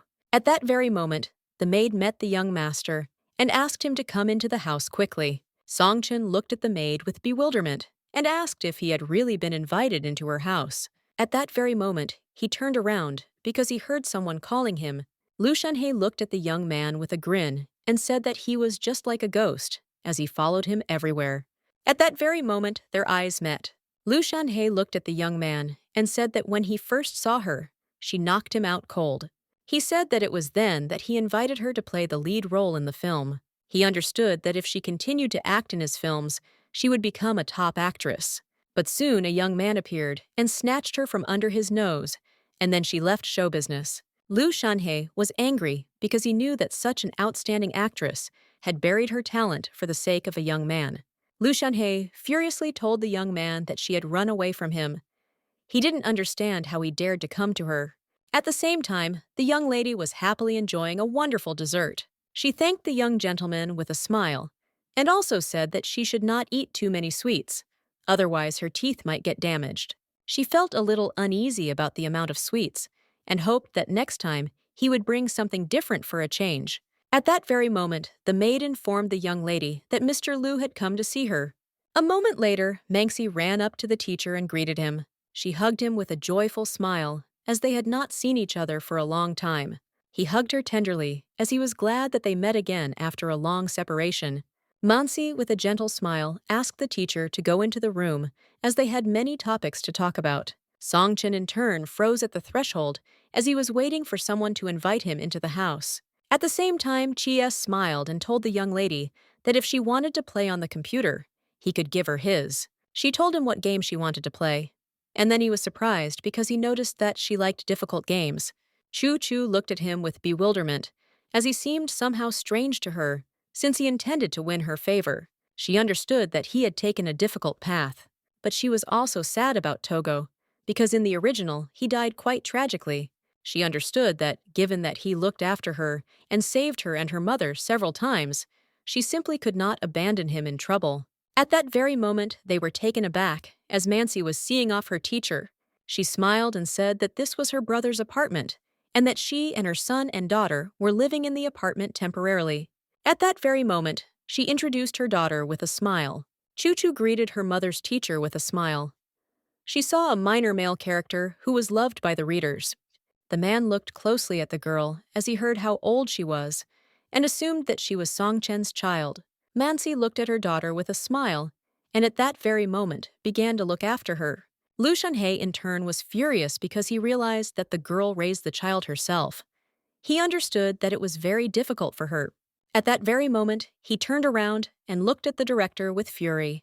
But a moment later, he told her that next time he would bring her a gift in the form of a doll.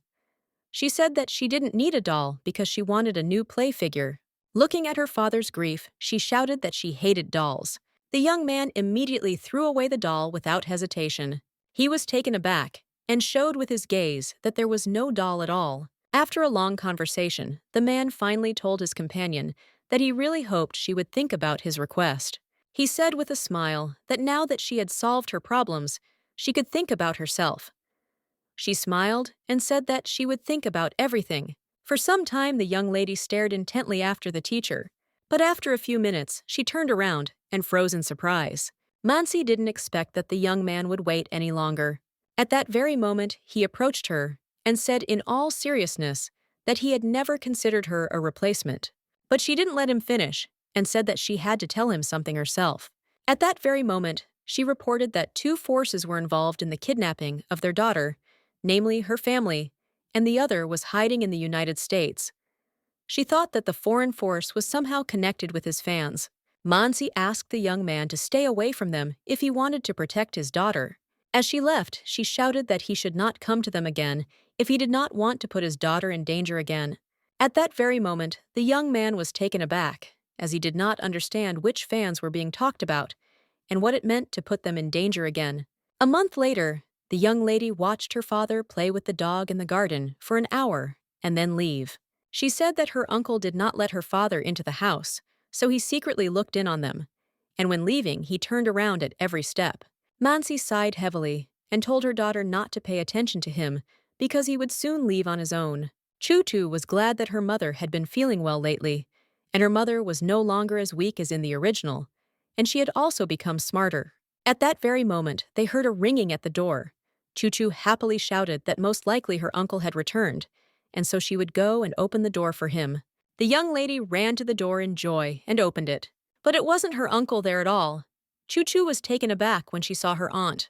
Manchi's niece said with a smile that she probably didn't miss her. At that very moment, the young lady wondered why she had come, but what killed her even more was that her aunt had poured a whole liter of perfume on herself, and she smelled terribly. Manchi entered the house and asked her sister with a smile if her brother was home. Manchi was informed that she had come to visit her brother. She said with a grin that her older brother was strange, because he abandoned a luxurious house and lived in some wreck and let anyone into his house. She knew that her brother had recently become very close with a famous director. She understood that if her brother helped her, she would be able to play the leading role in the film. Manchi knew that if she did, her popularity would skyrocket, and she would be one step closer to her fiancé Song Chen. She understood that she had to seize this chance, become an actress, and win the young man's favor. And after he proposes to her, she will happily agree, and then she will become the mistress of the Song family. Mansi told her sister that their brother was busy with the show and would return later. At that very moment, the young lady said with a grin that her aunt was mistaken, because her uncle would definitely not bring home such harmful trash as her. Mansi sighed heavily and calmed down, as she knew that she couldn't get angry because she wanted to keep her makeup in perfect condition. Mansi asked her sister in surprise if she had really read the script. She also asked if her sister would really like to get a role in a film by a famous director through her brother.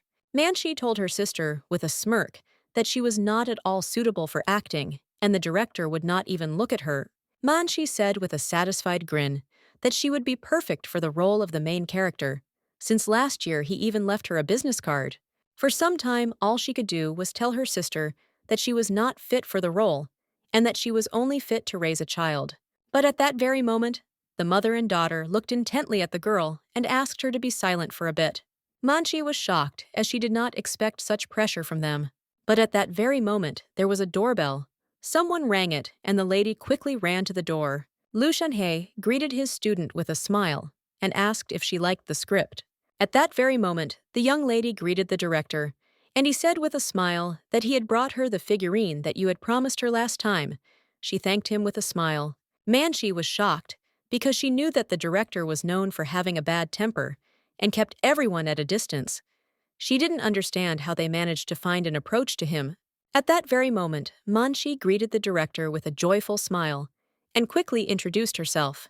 He greeted her coldly and stepped aside, leaving the young lady frozen in shock. She was shocked and couldn't believe how he dared to ignore her while he spoke kindly and politely to her sister. She also heard that her sister had made changes to the script. Mansi knew perfectly well that her sister had dropped out of school at an early age and then worked in some town, and now she dared to edit the script of the great master. At that very moment, the man said that some moments in the script should not be changed. Mansi asked her sister how she could easily change someone else's script. While they were talking about the script, the young lady kept hovering around them.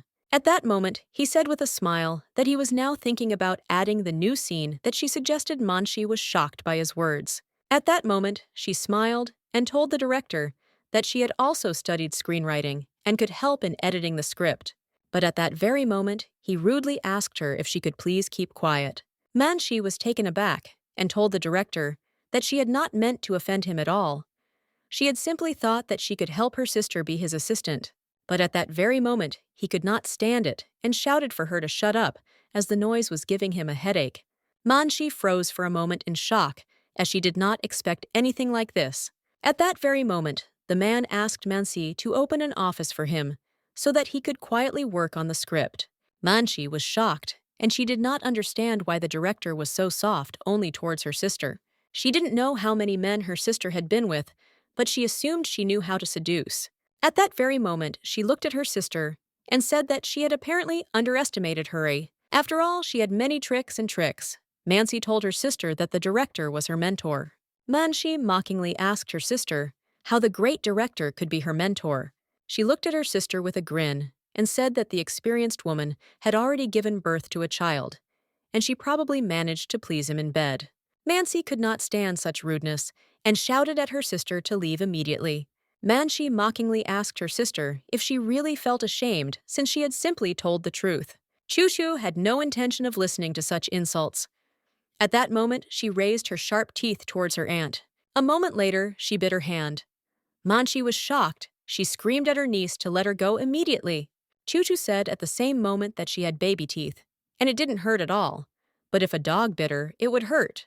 Mansi said that she would complain to her older brother, and he would quickly deal with them. At that very moment, Mansi called her daughter.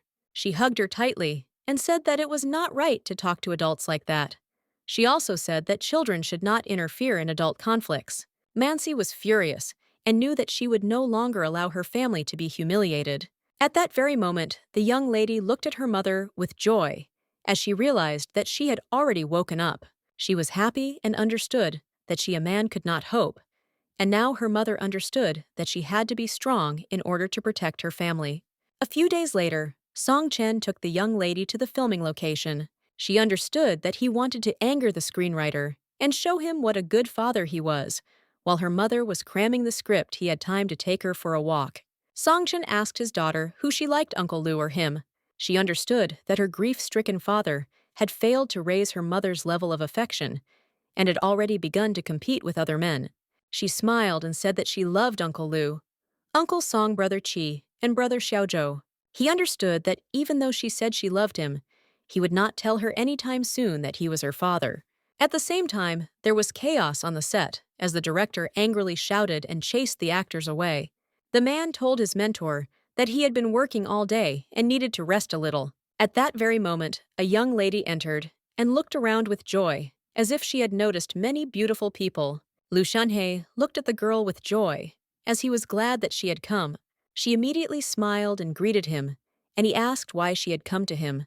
At that very moment, his assistant said that the girl found out that he was busy and had not yet had lunch, so she came to have lunch with him. She smiled and said that it was a very good idea as she was very hungry. Lu Shanhe glanced sideways at the young man, not expecting him to come. Song Chen smiled and said that he came with Chu Chu while he lifted the young lady up. Song Chen smiled and said that today was his day off, and the young lady had just finished her homework, so he took her out for a walk. Song Chen in turn wanted to show that he and his daughter had a good relationship, but the man looked askance at the father's grief and realized that he was just a fool. After some time, they were served a wonderful dinner.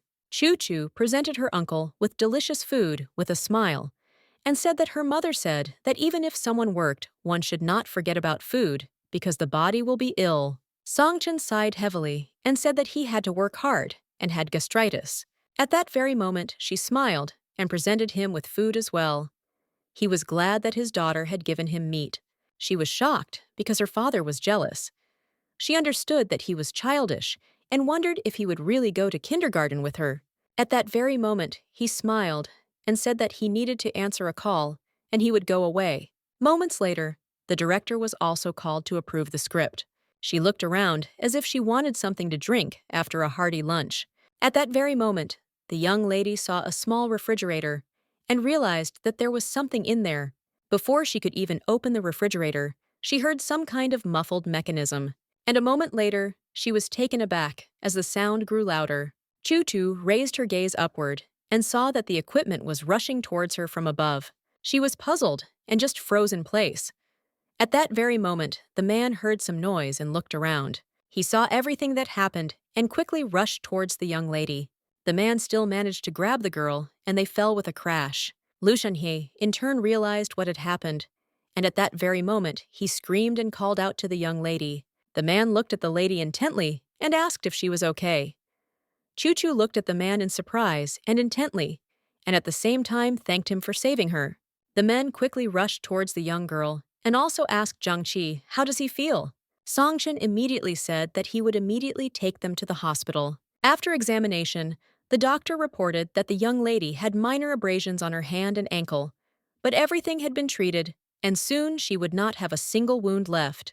The doctor also said that the young lady should remain under observation, and if everything is okay, they will release her. At that very moment, the doctor reported that Zhang Qi, the situation is more serious, as he had a concussion and glass shards were left in his shin. Song Chen told the director that he had financed the studio last year and that this amount of money should have been enough for new equipment. Lu Shanhe looked at the man menacingly and asked, "Are you really saying that his equipment is outdated?" He asked his assistant to tell him about the checks on their equipment. Lu Shanhe said it was just an accident, but the man was furious at such words. Chu Chu said with a smile that if it was an accident, then it would be good, because if Uncle Lu had gone to get water, he would have suffered. She realized that she had opened the refrigerator and heard a muffled sound, and even then, she realized that someone had set a trap on purpose. At that moment, the men looked at the young lady in surprise, as they realized that she was right. Lu Shanhe thought for a moment and told everyone that this was his personal refrigerator and that it contained his water food and masks. He was taken aback because he realized that everything could fall on him. At that very moment, he shouted to his assistant to immediately call the police and check the cameras. Song Chen was shocked because he knew that his daughter should not hear such a thing.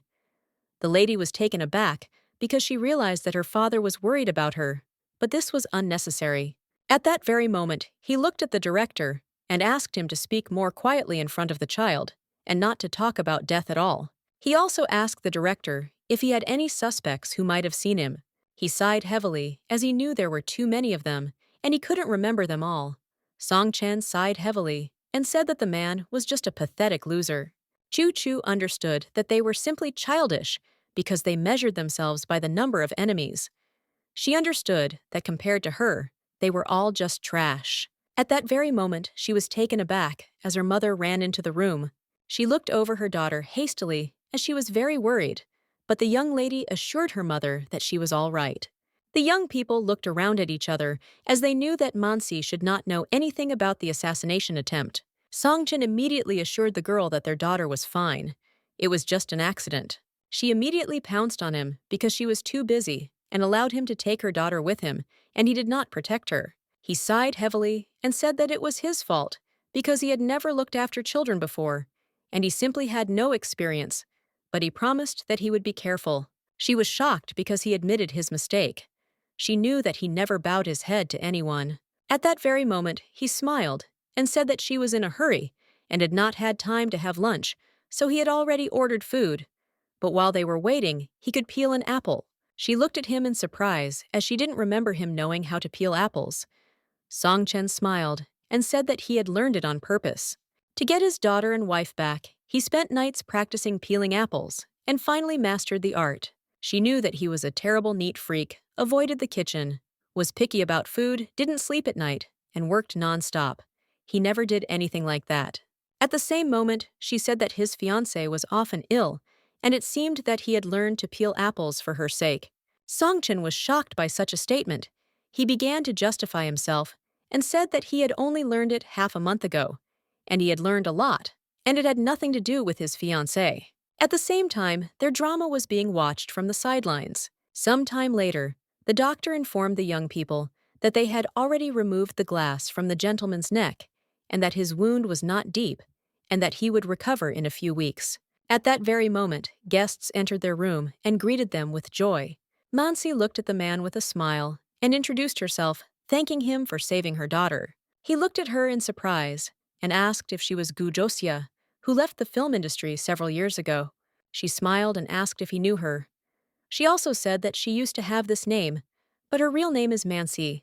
Jiang Qies said with a smile that of course he knew her, because she had once become famous thanks to a film. He said that he had also followed her because she was his idol. Chu Chu looked at the man because she knew he was a cameo character in the original, and thanks to his outstanding performance in the film, he became famous. However, she knew that he would later find himself in the center of a cheating scandal, and his ideal wife would file for divorce more profitably, and he would be left penniless, after which his career would collapse. Trying to regain his former glory, he eventually died of overwork. She knew that he was a very decent person, and so she wondered if he would really change in the future, but she still assumed that someone had set him up. Chu Chu knew she had to thank him for saving her life. She knew that when the time came, she would find out more about everything. At that very moment, the director told them that they would be starring in the same film. Zhang Qi was shocked that he would be starring in the same film with his idol. Chu Chu smiled and asked her mother if she had been an actress, before Mansi smiled and said that it was true. Chu Chu smiled and told her mother that she was the most beautiful in the world and would soon become a big star. But she also asked why her mother no longer acted in films. Mansi hesitated, not knowing what to answer her daughter. Lu Shanhe sighed heavily and told the young girl that her mother was a talented actress. She was just unlucky enough to encounter some scoundrels. Chu Chu immediately asked who the scoundrel was. Lu Shanhe said angrily that it was one criminal. Mansi looked at everyone present with a smile and said that she needed to take her daughter home since she had not done her homework for kindergarten. At that very moment, as they were leaving, they ran into the young master. He looked at them in surprise and asked what they were doing in his hospital. Lu Shanhe said that there was an accident on the set, and he also asked the young gentleman to take care of his friend, who would be in the hospital for a few days. Changqi said that he would of course take care of the man, but at the same time, he turned his gaze to the young lady. He looked closely at the young lady and noticed that, fortunately, she was not badly hurt. As he left, he sighed heavily and said that he had things to do. Chu stared at the young master. His behavior seemed very strange to her because he didn't even look at her mother, although he was courting her. Some time later, the young gentleman was informed that they had checked the cameras, and according to the recordings, the equipment failure was staged, and most likely the target was the director himself, and the young people were simply hit by accident. He was very angry because he knew that the young lady knew how to stand up for herself, but in the end, she was just a child, and this was not the demonization from his past that could kill with one look. He was very angry because he understood that there was too much unknown in this plot. He wanted to get out of this work as soon as possible. Some time later, the young man came to visit his daughter and happily presented her with various delicious treats. But a moment later, he was taken aback as he saw that the director was calling him. Lu Shanhe reportedly checked his camera footage and found the person messing with their refrigerator. And it was Zhang Rui, a little-known actor, who failed a recent casting. Song Chen reported that he had lured the young man for a trial run. At that very moment, he looked at the young lady and said that he had urgent business to attend to, and that he was leaving. She smiled and said that she understood everything. As he left, he smiled and said that they should wait for him, as he would return and cook them something delicious. Madame looked closely at the lady, and with a smile said that it seemed to her that the gentleman would quickly give in. But he was very persistent, because he even asked her for recipes, because he wanted to cook a delicious dinner. Mansi was leaving. She told Madame that she had to check whether her daughter had finished her homework. After some time, she entered the room and called her daughter. Chu Shuvi sat quietly in the car in line. She knew that her father had definitely gone to catch the one who was rummaging through the refrigerator. She wanted to see who had built something like this. Getting out of the car, the young man was taken aback because he heard someone's voice. Opening the door, he froze in shock as he saw his daughter. He didn't understand how she ended up in his trunk. He asked in surprise if she had really run away from her mother, secretly. He said that it was very dangerous, but she laughed in response. Chu said with a smile that she would like to play with him. Song Chen looked at his daughter with a satisfied smile, as such words were a delight to his ears, and he was very happy. He didn't know how his treasure could be so cute. He said with a smile that next time she shouldn't run away. After some time, they came out into the office and greeted the director. Lu Shanhe looked at the man in surprise and asked why he brought the nth lady to such a place. He sighed heavily and said that she had secretly snuck into the car. Lu Shanhe looked at the girl closely and said that he heard that she liked to play the computer, so she could go and play. Lu Shanhe looked at the young lady with a smile and asked her not to run away. Lu Shanhe quickly turned his gaze to Song Chen and said that the man who was fiddling with the equipment yesterday was caught at the casting and was tried after the recording was played for him. He immediately confessed. Song Chen sighed heavily and said that his confession was a lie and that there was definitely someone behind it. They understood that he had a patron because an actor without a connection could not openly rummage through his dressing room. Lu Shanhe sighed heavily and said that he thought it was the work of the Wang Company Entertainment. He also told the man that the share of the show business was under his control, and the rest was with the Wang family. Lu Shanhe told the man that he was lying about his new film, and it had a chance to become a box office hit, and his competitors were afraid of losing their market share, so this move was quite possible on their part. Song Chen Bio sighed and said that if they were really behind this incident, then it seemed like they were in very bad shape. He was furious because he understood that the company would soon go bankrupt. At the same time, the young lady quietly eavesdropped on them. She knew that her father was still very formidable. Fuquei immediately brought the man who was involved in this incident to his mentor, and he also said that he was currently investigating this incident, so he could rest assured. At that very moment, the man began to angrily shout at the director and insult him with every possible word. He was very angry that the director chose someone else for the lead role. Lu Shanhe grabbed the man in a rage and asked if the young man was not fit to be an actor, and therefore decided to kill him. He shouted at the man to go to his prison. Song Chen did not sit aside and called the man. He was taken aback, as he did not expect to see the master. Song Chen stared at the man and said menacingly that if he worked for the Wang Company, he would face severe retribution. The man was taken aback and said in a puzzled tone that he did not understand at all what was being discussed. He had not expected to see the gentleman in such a place, and he could see that the gentleman was very angry. Song Chen sighed heavily and told the man that he would soon understand everything himself. He was furious because they almost killed his daughter and almost destroyed his love and family. At the same time, the young lady was sitting quietly in the next room and eavesdropping on their conversation. She understood that the man would end up in prison for a long time. Chu Chu understood perfectly well that the man was just someone's pawn, and she needed to find out who was behind this incident. At that very moment, she broke the system and began digging for information that interested her. She was taken aback when she saw that there was something wrong with Zhang Ri's contracts, and that he suddenly had an extra million in his account. She saw that the sender of the payment was Van Entertainment. Chu Chu understood that this company had completely lost all fear because they were not at all afraid that her father would ruin them, and they did their business openly. She was glad that her savior was not harmed. She also understood that the director was not harmed, and they would definitely not calm down. She wanted to somehow unobtrusively reveal this information to her father. Chu Chu understood that the best option would be to give them the weapon and let them figure out what to do with it. At that very moment, she turned around and joyfully asked her uncle if they had already returned.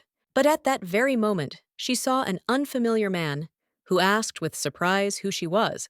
Chu Chu froze for a moment as she saw a truly beautiful man, but at that same moment, she realized that in front of her was the main character, who in the novel was secretly in love with her mother. The man looked at the girl with bewilderment, because he knew that the director did not like children, and even more so, he did not like it when someone touched his computer without permission. She was a little puzzled, as she didn't understand why he was looking at her so intently, since even his gaze showed hostility. Some time later, they sat quietly in the office, and the atmosphere was somehow tense. Chu Chu looked at the man intently and said with a smile that she would often see him on TV, and that she and her mother loved him very much. She introduced herself at that very moment. At the same moment, he coldly asked if she knew where the director was now. She didn't have time to answer anything when suddenly the director came into my room. The young people greeted each other, and the director asked the actor when he had managed to arrive without even warning. Jiang Cheng said with a smile that he had just arrived yesterday, and that he had also brought him honey. The man smiled and thanked him. Lu Shanhe looked at the girl with a smile and said that her mother had been working a lot lately, so she could take some honey in a jar when she left. The young lady thanked uncle with a joyful smile. Jiang Cheng immediately looked away from the young lady, who looked at him with bewilderment. She also knew that the great actor was keeping a close eye on the director, so the young lady intended to find out everything. Song Chen immediately told the director not to bother himself with worries, since Manxi had everything, and he could keep the honey for himself. A moment after the young man's words, they got into a heated argument. But their quarrel did not last long, as Song Chen saw that his beloved was calling him on a video call, and he bragged about it. He hastily accepted her call, and at that very moment he heard the worried voice of a mother who was looking for her daughter. Song Chen said with a smile that she was with him, and he also said that she secretly got into his car and ran away.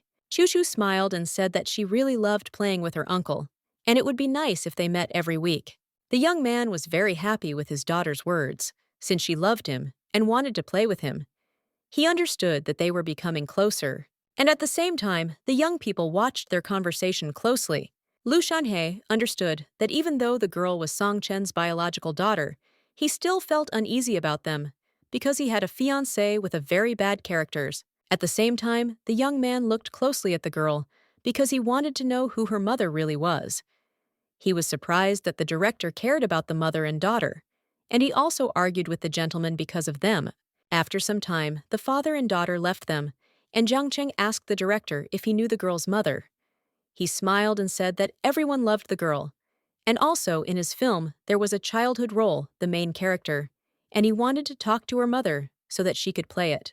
Lu Shanhe smiled and told his friend that he had already seen her mother, but he had to keep it a secret for now. He smiled and told his friend that when he found out who her mother really was, he would be very surprised. Jiang Cheng looked at his friend closely because he knew that ever since his favorite woman left the cinema, he had stopped smiling with a radiant smile, but thanks to the woman, he looked relaxed, and he even began to wonder who she really was. The young man, in turn, was even a little envious. Chao Weiji looked at her friend closely and said that it would be better for her to rest at home, as she did not look her best. She also asked her friend where her fiancé was now. Chung Qingyun sighed heavily and said that she wanted to find him, but his staff said that he was away on business, so she decided to visit her friend. Chung Qingyun was puzzled because ever since his mistress left many years ago, he had become a different person, and she found it difficult to understand him, but she knew that she had to maintain her status as his fiancé. At that very moment, she congratulated her friend because she got a role in the film of the famous director. Chao Yueji sighed heavily and said that she had been given the role of a supporting character, and she raised that she shouldn't brag at all. Chung Qingyun was surprised by this because she knew that her friend was very talented and could easily play the leading role.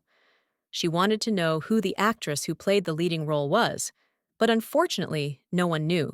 At that very moment, the young lady went into their room and informed them that the director had published a poster with the film's main character, and it was some new actress, and there was no information about her on the internet at all. But the young lady looked quite pretty. Chao Yueji was shocked and did not understand why she was chosen for the main role since she left the industry a long time ago. Cheng Qingyun asked in surprise who they were talking about, but at that very moment she was taken aback because she saw a familiar person. She was in shock as she had had great difficulty getting rid of the young lady, and now she is back on screen and in their lives. Chao Weiji was furious and did not understand why the girl returned since she was her competitor, and when she left the industry, she spent a lot of money to delete all the photos and posts about her on the internet, and even filed a complaint against the film she starred in. Chao Weiji asked furiously if the girl had come back again to steal her word and the attention of the great director. Chung Qingyun was very angry, but she knew that she had managed to drive the girl out once and could do something similar again. Mansi looked at her daughter with joy and announced that she was going to the studio. At that moment, the young lady said goodbye to her mother, with a smile. Mansi asked her daughter to behave well and not run around the house, and she also said that she would check her fakes when she returned home. The young lady, with a joyful smile, told her mother that she would not be naughty at all, but after a while she froze as she realized that she would still have to make crafts. She was shocked because she did not understand why she, the fatal devil, had to cut out various fakes. She wanted someone to come to her aid. At that very moment, a young gentleman came to their house and called the lady. Chu was very happy because she realized that her savior had come to her home. At that very moment, she looked at her little brother with a smile and asked him to help her with her homework. He looked at the young lady in surprise, but immediately agreed. But in his heart, he rejoiced because he saw a sweet girl in front of him. After some time, he was sitting at the table cutting out crafts for the young lady. Chu looked closely at the young man. She knew that if he were a little older, her father would have another competitor. At the same time, he asked the young lady when her mother would return. Chu stared at him and said that she would be back late as she had to have dinner with Director Lu's. She looked at him with a fierce grin as she understood that he came to them for her mother's sake. But she knew that he would have to stand in line as her mother had many admirers. At that very moment, he smiled and said that they could chat a little. He asked if there was a boy in her group that she liked. At that very moment, she shouted that there was no one. Chu said in a hurry that her mother told her that they could only date when she was of age. She was surprised and looked at him as she realized that he still had tricky questions. He thought for a moment after her words. When he was leading the case of the Ace of Hearts, he was ordered to arrest her, and she had just turned 18 years old. He knew that this was a wonderful age, and at such a period, many unexpected turns of fate happen. At that very moment, he smiled and asked what type of guys she liked. The lady was surprised by his questions and thought for a moment. A moment later, she announced that she liked a tall man with black eyebrows, big eyes, thin lips, and a beautiful face, and ideally, he would be in a black tuxedo. She wanted him to be able to fight play games, and most importantly, cook, drive race cars, and even airplanes.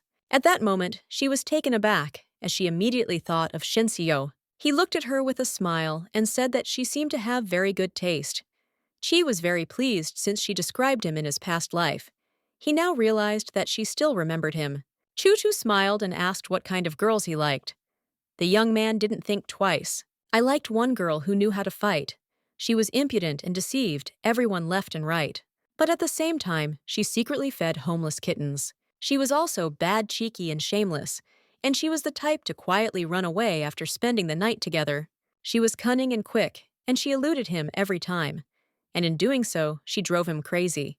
It infuriated him that he couldn't catch her, but he also loved her for not being able to. Choo-Choo looked at the young man with a smile, because she understood that he had fallen in love with her mother and was confused after the question.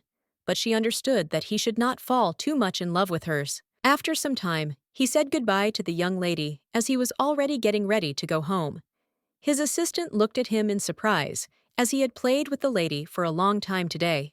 Cheng-Chi smiled and told his subordinate to tell the kindergarten teacher to give Choo-Choo more crafts for homework.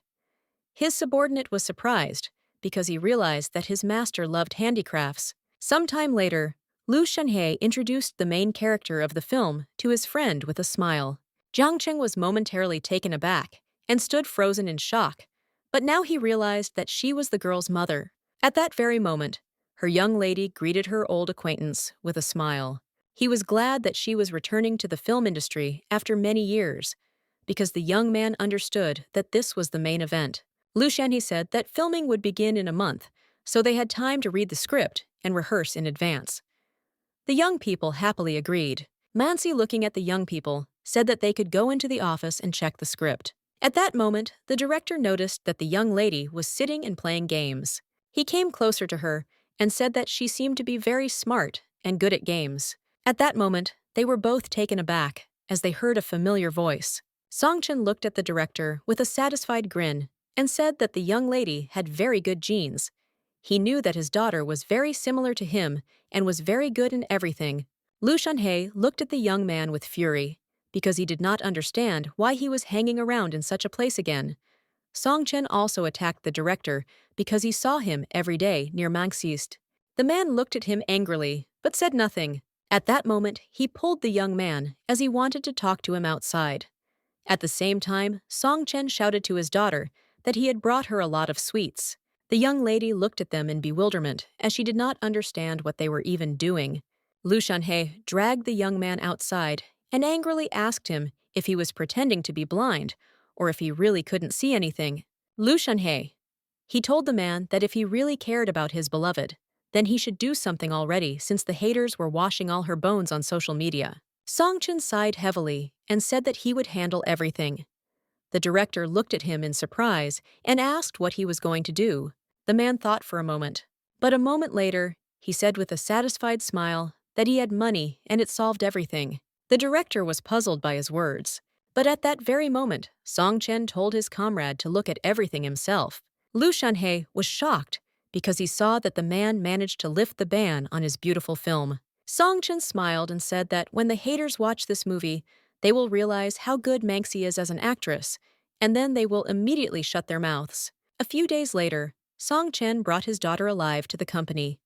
All the employees were surprised because they did not know who the young lady really was. They wondered if she was the CEO's illegitimate daughter, since he was holding her in his arms. Song-Chen smiled and told his daughter that the company had recently received a batch of smart robots, and that instead of delivering coffee and food around the office, he told his daughter that if she liked one, he would give it to her. Song-Chen looked at the rain with a happy smile, because he understood what she really liked. He understood that she liked interesting and technological things, not pink dolls. He understood perfectly well that she would have everything she could dream of. When they entered the office, they looked at Cheng in surprise. Qing Yun, who greeted them with a joyful smile, told her fiancé that she had prepared chicken soup especially for him and brought it. Song-Chen immediately said that she didn't need to bother herself because he had someone to look after it. She was taken aback and said that she heard that he had been working a lot lately, so she didn't want him to overwork himself and wanted to take care of him. At that very moment, she said with tears in her eyes that the doctors had told her that she did not have long to live, and she did not want to die with this burden on her soul, and she just wanted to take care of him one last time. Choo-Choo looked closely at the woman because she knew who should give her the Oscar. She understood that in front of her was a real drama queen who knew how to pull the wool over people's eyes. Songchen sighed and told the girl that she was being treated by the best doctors in the country and that she would not die. At that moment, Chu-Chu said with a smile that the soup smelled very delicious. She also asked who the aunt was, who had come to visit him. The man hesitated, not knowing what to answer. But at the same moment, she said with a smile that she understood everything since her aunt had prepared the soup. It meant she was a cook. Cheng Qingyun was taken aback, as she didn't expect anything like this. Chu-Chu smiled and said that she would like to try the chicken soup that Auntie Cook brought. He smiled and said that he would immediately find a suitable bowl for her and pour it. At the same moment, he said with a smile that she should sing it more slowly. Chu-Chu thanked the cook's aunt with a smile for the delicious chicken soup. She also said that she drank every last drop. Cheng Qingyun, with suppressed anger, told the girl that it was good that she liked him. But in her heart, she was very angry, since the girl drank the soup that she made. Cheng Qingyun immediately asked the young man with a smile whose child it was, since she had never seen the girl before. He froze, not knowing what to answer. But at that very moment, he remembered how his beloved had said that several forces were involved in the kidnapping of their daughter, and one was her family, and the other was hiding in America. He immediately realized that he couldn't say who Chu-Chu really was, because he knew there were too many coincidences. He also knew that they weren't a complete family right now, so it was better not to reveal his daughter's identity, because that way he could protect her. At the same moment, he said that the young lady was his partner's child. Chu-Chu looked closely at the man and asked with a smile when they would go look at the robots. He smiled and said that they would go soon, since everything was ready. Cheng Qingyun stared at the man, knowing his character. He would not mess with their children. She raised the fact that he did not want to reveal the child's identity. She understood that since he was pretending, she would also support his performance. Cheng Qingyun smiled and told the girl that she could call us her little sister. She also said that she was not her uncle's personal chef because she was his fiancée. Chu-Chu looked at her in surprise. Cheng Qingyun said with a smile that she was his future wife.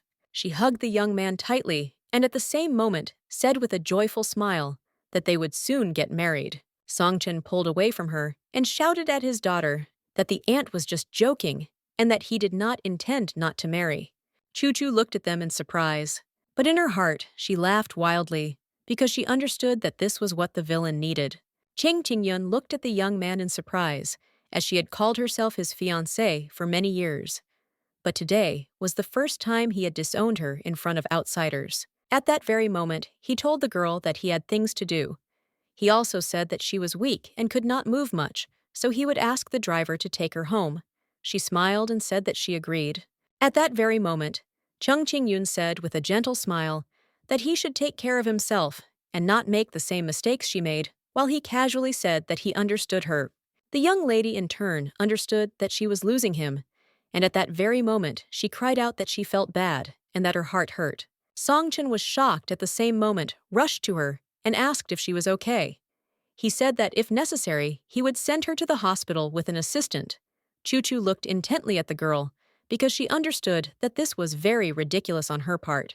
Cheng Qingyun looked at her fiancé with tears in her eyes and said that she was afraid of injections, and also asked if he could go with her. But at that very moment, they were both taken aback as they heard Chu-Chu's cry. Songchen immediately rushed to his daughter. He did not understand what had happened at all. Meanwhile, the young girl was screaming that her tummy hurt. He was shocked and shouted that she didn't need to be afraid, as he would take her to the doctor immediately. At that moment, he shouted to his assistant to quickly call a doctor. Shocked and not understanding what had happened, Songchen shouted that they should call the doctors from the medical department, their company. Songchen shouted in a hurry that Chu-Chu had a stomachache and that it might be appendicitis or diarrhea. But at the same moment, he glanced sideways at his so-called bride and suggested that perhaps it was food poisoning. As he left, he told his assistant to send the girl to a private hospital. Cheng Qingyun Wu must have been frozen in place, in shock for a moment. She didn't understand how such a thing could have happened. Cheng Qingyun was shocked because she knew that this was her chance to gain the man's sympathy, but the child ruined everything in an instant. She was puzzled because she knew that the girl was more important to him than her, even though she had a fatal illness. At the same time, the young lady hugged her father with tears in her eyes and said that she was in great pain. But at that very moment, she opened her eyes and looked at Chen with a satisfied grin, Qingyun. Qingyun was taken aback as she immediately realized that the girl was faking her illness. Qingyun was furious because she understood that a girl of that age already knew how to pretend. She realized that the person in front of her was simply a natural-born intriguer. She wanted to immediately find out what the girl really was, and if she posed a threat to her, she had to get rid of her. Chushu looked at the girl with a smirk, as it seemed she didn't like this technique, but she used the same method against her that she once used against her mother. In the original story, Chen Qingyun masterfully acted out her attacks, each time creating misunderstandings between her mother and her grieving father. Chuchu looked at the girl with a fierce grin, as no one else knew how to pretend. Sometime later, the man informed his supervisor that the medics had already arrived. At that moment, he turned around and looked at his daughter. But a moment later, looking at the young girl, he noticed that she felt much better. He was taken aback and wondered if she was just pretending to be sick. At that very moment, he sighed heavily and told his subordinate to send the medics back. Songchen thought for a moment about how to properly raise a child if he pretended to be sick or lied. He knew that he needed to read a lot of books in order to understand the child. Songchen immediately approached his daughter and asked if she was pretending to be sick. She sighed heavily and said that it was true. Chuchu wanted him to notice it, because this was the highest level of acting. Songchen looked at his daughter with all seriousness and said that pretending to be sick was bad, because in this way she made her mother and him worry. He did not understand why she did this. Chuchu said that she did not like the aunt who came to her uncle because she had a very evil look, more terrible than Snow White's stepmother, and therefore she was very afraid of her. Songchen told his daughter that his aunt was not like that, and that she was very kind. He said that they had only just met, and that she had no reason to treat her badly. Chuchu looked at him with a puzzled expression and asked why her aunt pretended to be sick when she and he had gone out together, and everything was fine. And she also looked at her with a very angry expression. Songchen froze for a moment, because he knew that the girl was always obedient and gentle.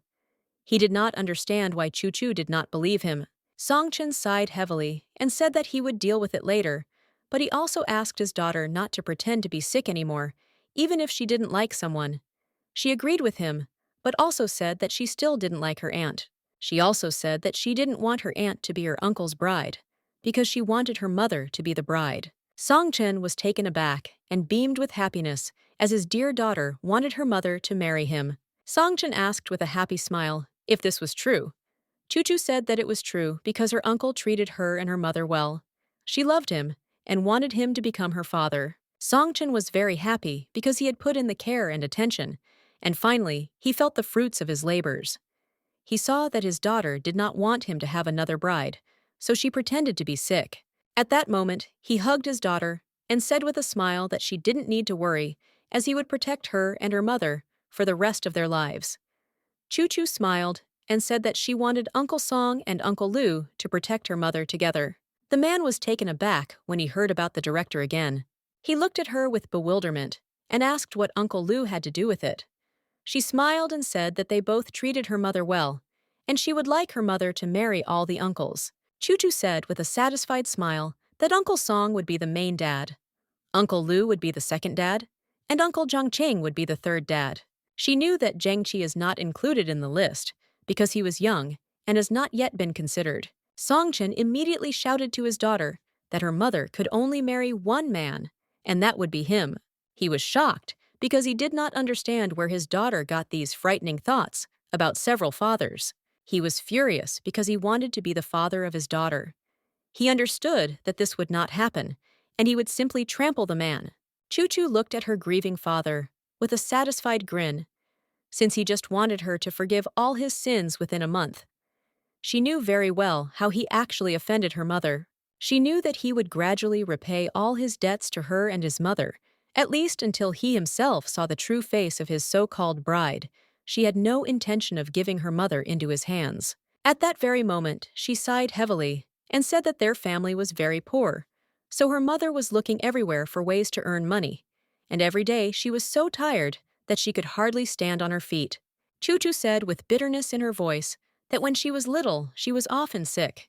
And one night, there was a downpour, but there was no car, and her mother carried her on her back for several kilometers in the rain until she had bloody blisters. When her mother herself fell ill, she refused to go to the doctor and kept saying that she was fine. She knew that her mother was very tired, but she still loved her. Choo-Choo looked closely at her grieving father and said with tears in her eyes that she wanted the best mother in the world to protect as many people as possible. At that very moment, he sighed heavily and said that she was still a good daughter. The man was very angry with himself because he understood that his beloved had suffered a lot during these years of separation.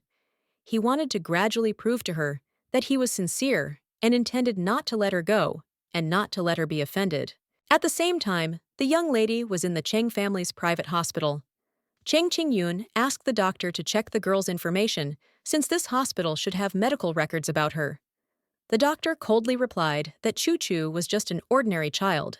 Cheng Qingyun shouted that she didn't think so because her fiancé had been paying too much attention to her, and she almost thought that the girl was actually his illegitimate daughter. Cheng Qingyun stubbornly insisted that she must marry her fiancé and enter his family, but she understood that everything had to go perfectly. Unfortunately, until the age of 10, the young lady lived in real slums. Wherever you looked, there was dirt, stench, and filth.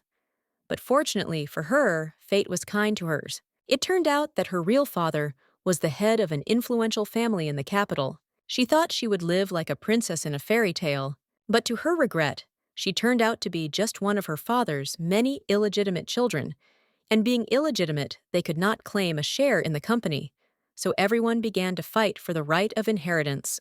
She was angry because none of her relatives could defeat one person. He was the real elder heir of the Cheng family Qi. He is only 15 years old, but he has already subjugated almost the entire family with his cruelty. She had no desire to return to poverty, having already tasted wealth, and yet understood that there was no turning back. Cheng Qingyun was aware of the fact that she could not defeat her brother, but if she could marry the young man, she would be able to rise to the top. A few days later, the young man told his girlfriend that the director would like her to star in the film since the little actors were competing for the role, but everyone understood that she was better than them. Choo-Choo smiled and said that she would definitely try. She was a little puzzled since her mother had gone to filming a long time ago, and she already missed her. And besides, she knew that one of the villains in the original was also present on the set, and so she wanted to warn her mother to be careful around the woman.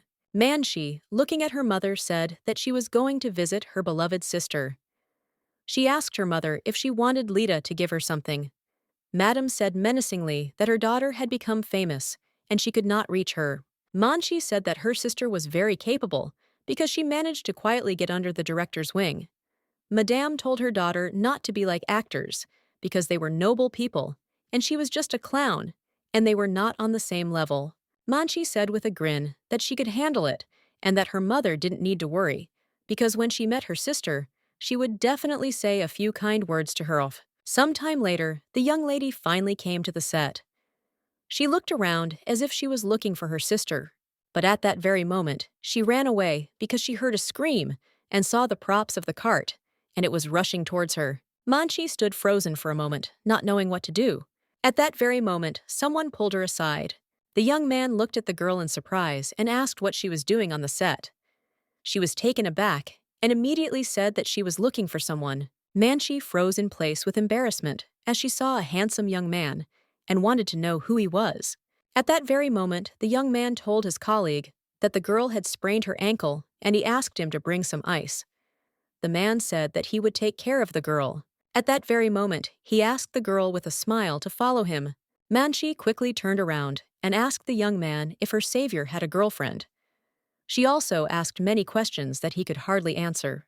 A moment later, she heard that the young man was an actor, and she was delighted with him and forgot about her true purpose.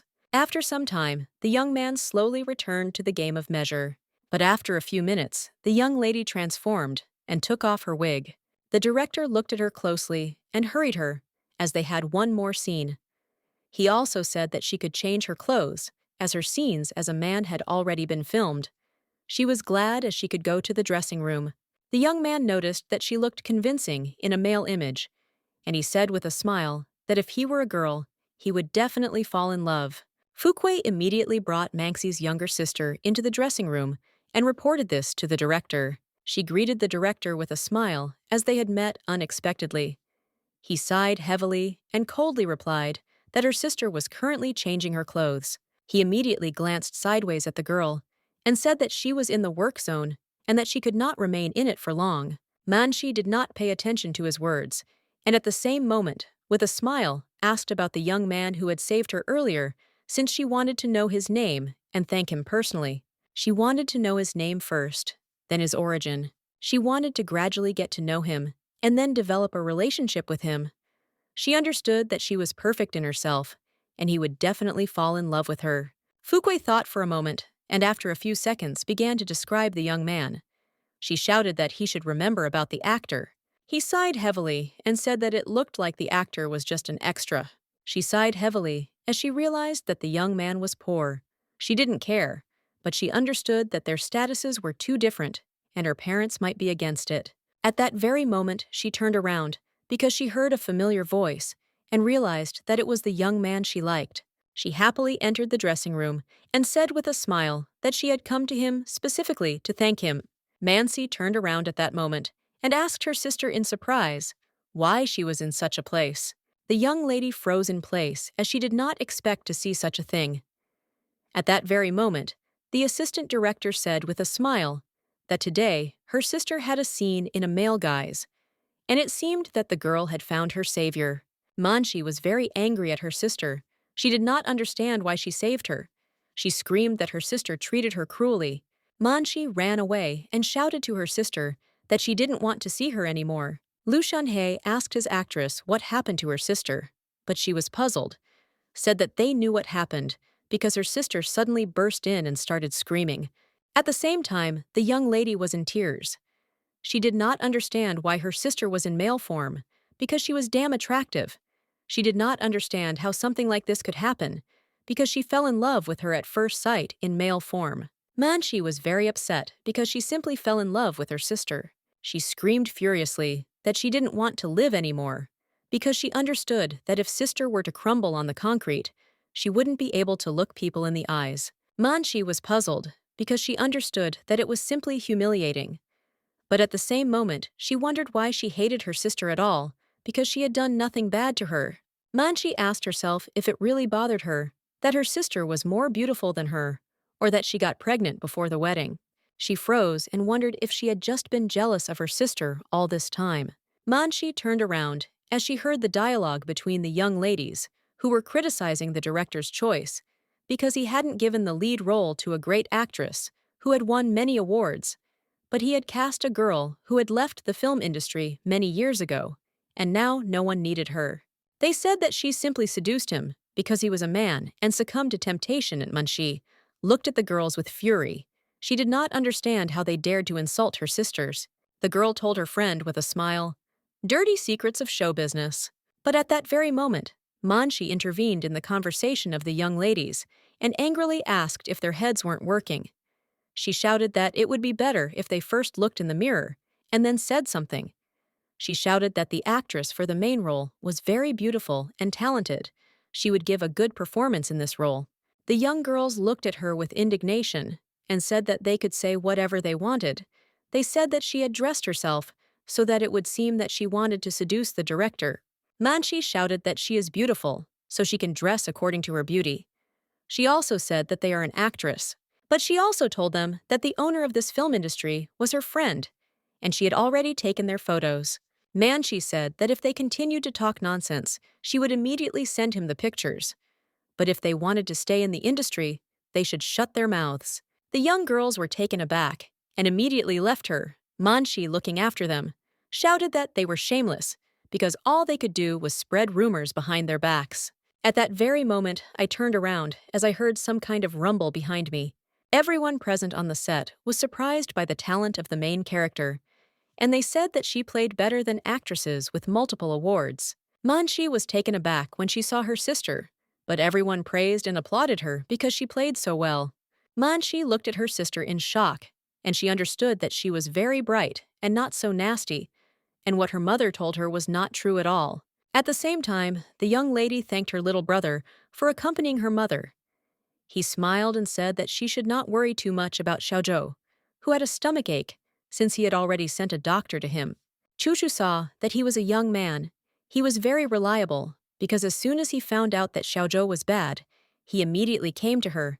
She assumed that he would do everything to meet her mother. She was a little puzzled and surprised since he was young, and already managed the affairs of the company, and at the same time fought off a bunch of greedy, illegitimate brothers. She understood that if he had not been cruel, he would not have survived. She learned that you are an original story. He died young due to the insidious plans of his rivals. At that very moment, she looked at the young man and said that he needed to be more careful. Chu said that she heard from her uncle that his father had many illegitimate children and that they were all plotting against him. And she also said that if anything happened, he should tell her right away because she was strong and could protect him. He looked at her with a gentle smile and said that she did not need to worry, as they would not do anything to him. He also asked her to save her strength so that she could protect herself. Chu smiled and said that she agreed, and in that case they could deal with all the villains together. Changqi said with a smile that they would do so. He thanked her mentally, as he knew that a terrible fate awaited him in the original, and now she was trying to save him.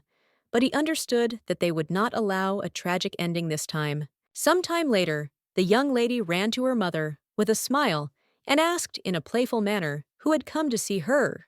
A moment later, the young lady was finally seen through. Chu looked at her mother with a tender smile as she increasingly realized how good it was to have such a mother, because in her past life, she had no parents.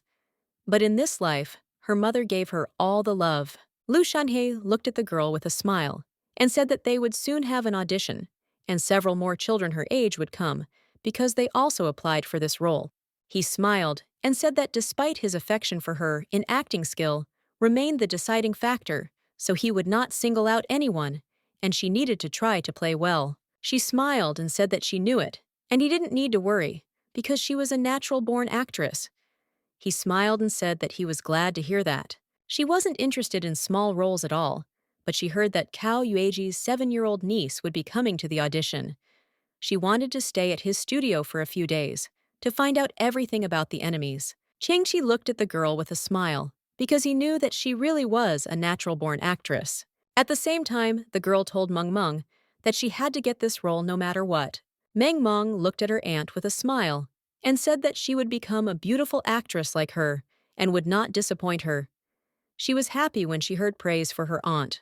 Cao Weiji understood perfectly well that if her niece didn't get into the project, she would find another way to deal with the main star, because before she was the main star of the film set, and now everyone was only watching Songsis. Some time later, the man announced with a smile that everyone was assembled, and that they would now begin the auditions.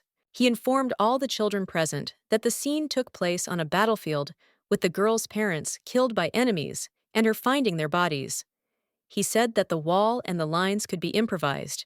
At that very moment, looking at everyone present, he said that the most important thing is to show emotions and move the audience to tears. A moment later, he introduced the jury and told them that they did not need to worry, as the elders would judge them accordingly.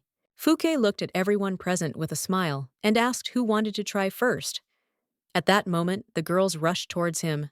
Chu was puzzled because there was so much noise around her, and she felt like she was back in that nightmare kindergarten.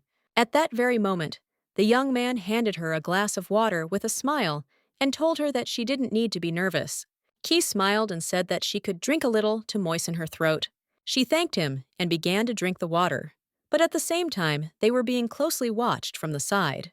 Cao Yueji was surprised that the younger gentleman was next to the girl that the main character brought to her. She was furious because she understood that the actress's circle included many rich and influential men, and she even managed to seduce the young man. A moment later, active testing began. The young people watched everything that was happening closely. Fouquet looked at the last participant with a smile. At that very moment, she approached the esteemed judges and greeted them and introduced herself. As soon as she was given the signal that she could begin, she immediately burst into tears and pitifully called for her parents. Chu walked past everything with tears in her eyes and looked for her parents. But moments later, she stopped As she saw her mother's hand under the rubble, she immediately rushed to her mother and sadly said that she wanted to eat.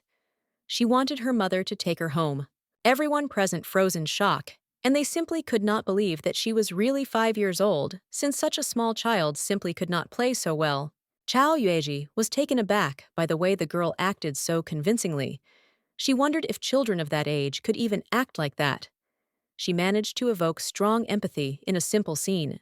At that very moment, the young girls burst into tears and realized that she was a natural-born actress. At that very moment, the director shouted that they were casting Choo Choo for the role.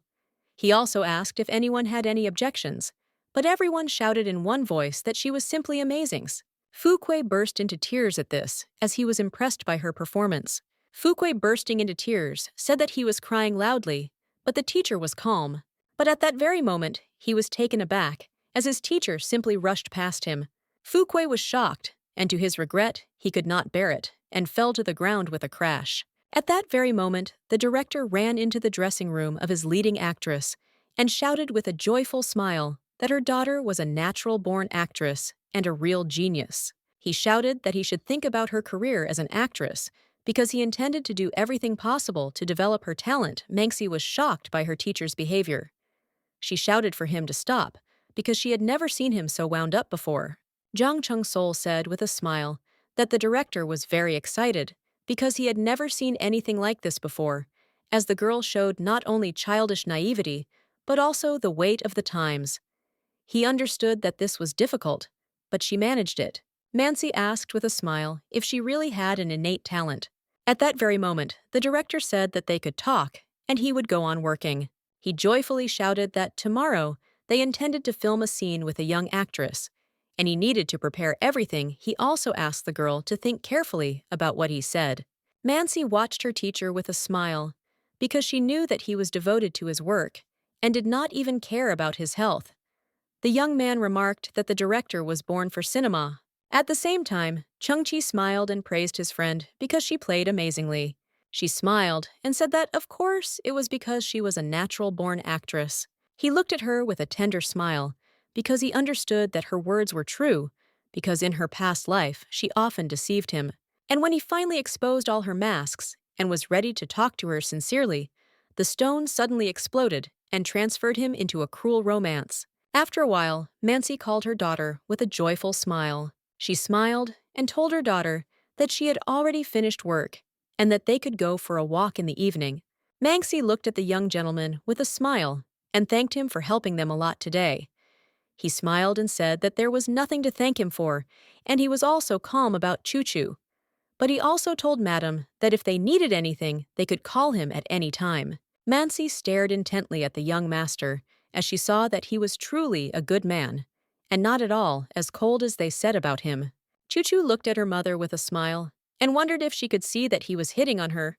At that moment, the young lady told her aunt with a smile that Choo Choo called the beautiful aunt his mother. Chao Yueji was taken aback and wondered if Manxi had left the industry because of her pregnancy. She was puzzled because her friend had previously sent her a photo of the girl and asked her to find out a secret about her. She looked at them closely because she realized that everything was unimportant, but she now had dirt on her rival.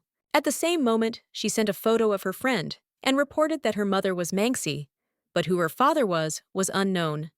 Chung Qingyun, in turn, was shocked by this news. At that moment, she was taken aback and wondered if the girl was really her fiancé's daughter. Chung Qingyun was furious, as she knew that such a thing simply couldn't happen, since she was the one who forced the girl to take the abortion pills before throwing her out.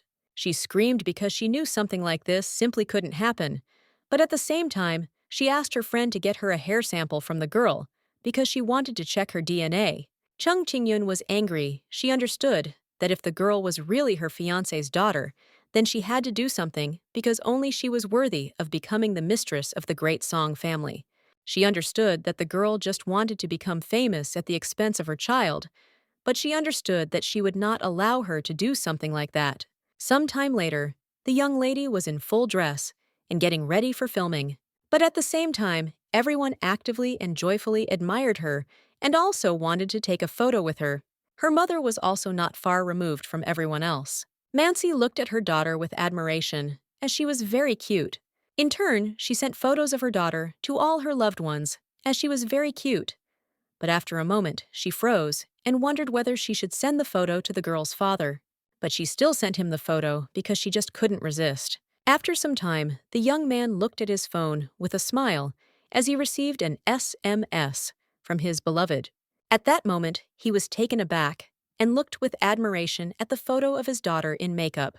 He looked at the photograph with admiration because he saw that his daughter was simply delightful, and he also noticed her beautiful dirty cheeks. But at that very moment, all his thoughts vanished as he was called. He sighed heavily and said that he had been thinking about it, so he asked the man to repeat the project plan. Mansi read the messages from her lover with a smile as he wrote that their daughter was as cute as she was, and he also said that he had sent her a treat. Chuchu looked at her mother with a gentle smile and said that she blushed a little. She ran away and said that it was just hot in the room. At that moment, she told her daughter that they should go, because she wanted to show her the film set. Chuchu agreed with her mother, but at that very moment, Chuchu noticed that her mother and her hapless father were gradually improving their relationship, but she understood that until she got rid of her father's fiancé, her mother should not think about marriage. She wanted her mother to focus on her career and making money now. Moments later, Anna saw her savior and joyfully greeted him. Zhang Qi reported that his wounds had already healed, and he was now filming again. And he also thanked her for often visiting him in the hospital. Cao Yueji immediately greeted the man with a grin. Chuchu looked angrily at the vile villainess. Cao Yueji ran up to the girl with a joyful smile, and at that very moment said that filming would begin soon, and she must not let the director down. She reached out to Chuchu because she wanted to take a DNA sample for her friend, but the young lady immediately realized what she wanted to do and immediately pushed her away so that she would not ruin the makeup because the director would be upset. Chuchu looked at the woman with a grin because she understood what she was up to, but she didn't know who she wanted to do it for. Chao Yueji looked at the girl with a smile and said that she was very cute, so she wanted to touch her.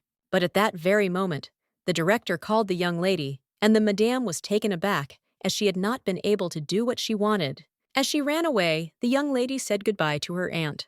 Cao Yueji was furious because she didn't succeed, but she knew that as long as the girl was participating in the filming, she still had a chance. Chuchu looked askance at the woman because she knew that it didn't matter what she had in mind.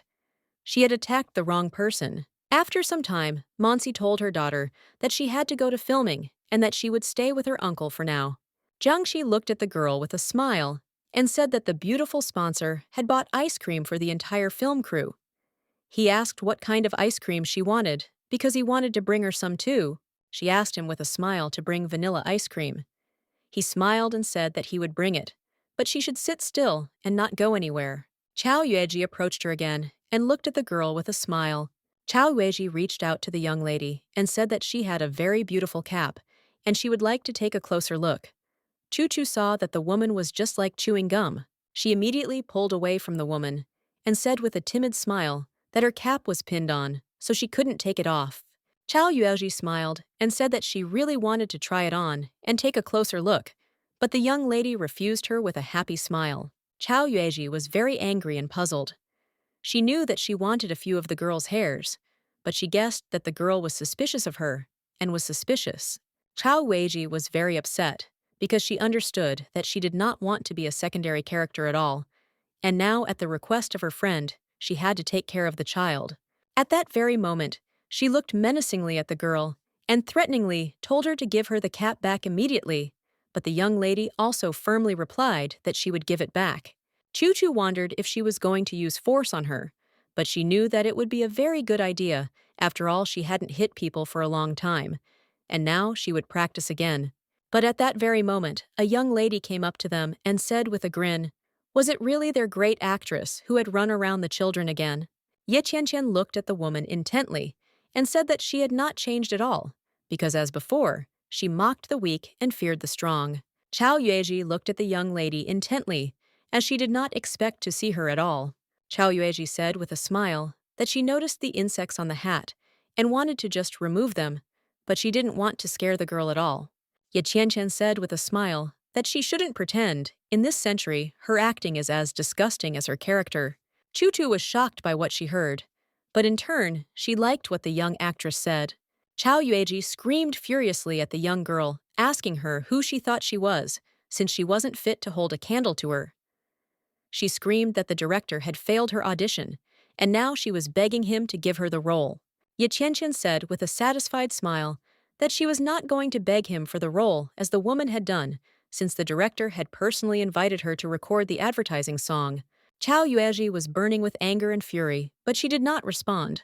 At that moment, she turned away from them, and as she left, said that she did not want to talk to her Ye Qian. Qian mocked the great actress for a while before leaving. Chu looked closely at her Zirogita, as she was a popular star and a very rare, sincere, and honest girl. She knew that there were few like her in the entertainment industry. But unfortunately, she remembered that because of her character, the girl eventually found herself in a deplorable situation. When Zhang Qi was boycotted because of false accusations, she defended him, and as a result, her career went downhill. Later, due to a confrontation with the popular star Cao Yiji, she lost her voice. And since then, she has disappeared from the screens. But the young lady was glad that she still had time left. At the same time, Ye Qianqian looked at the girl with a smile and asked, "Is she really that cute child who defeated the actress Cao Yueji's niece?" Chu greeted the young girl with a joyful smile. Ye Qianqian, without wasting a moment, smilingly, told the little girl to stay away from that woman, as she was selfish and evil. Chu said with a smile that she understood everything, and also asked the girl if she was really looking for someone.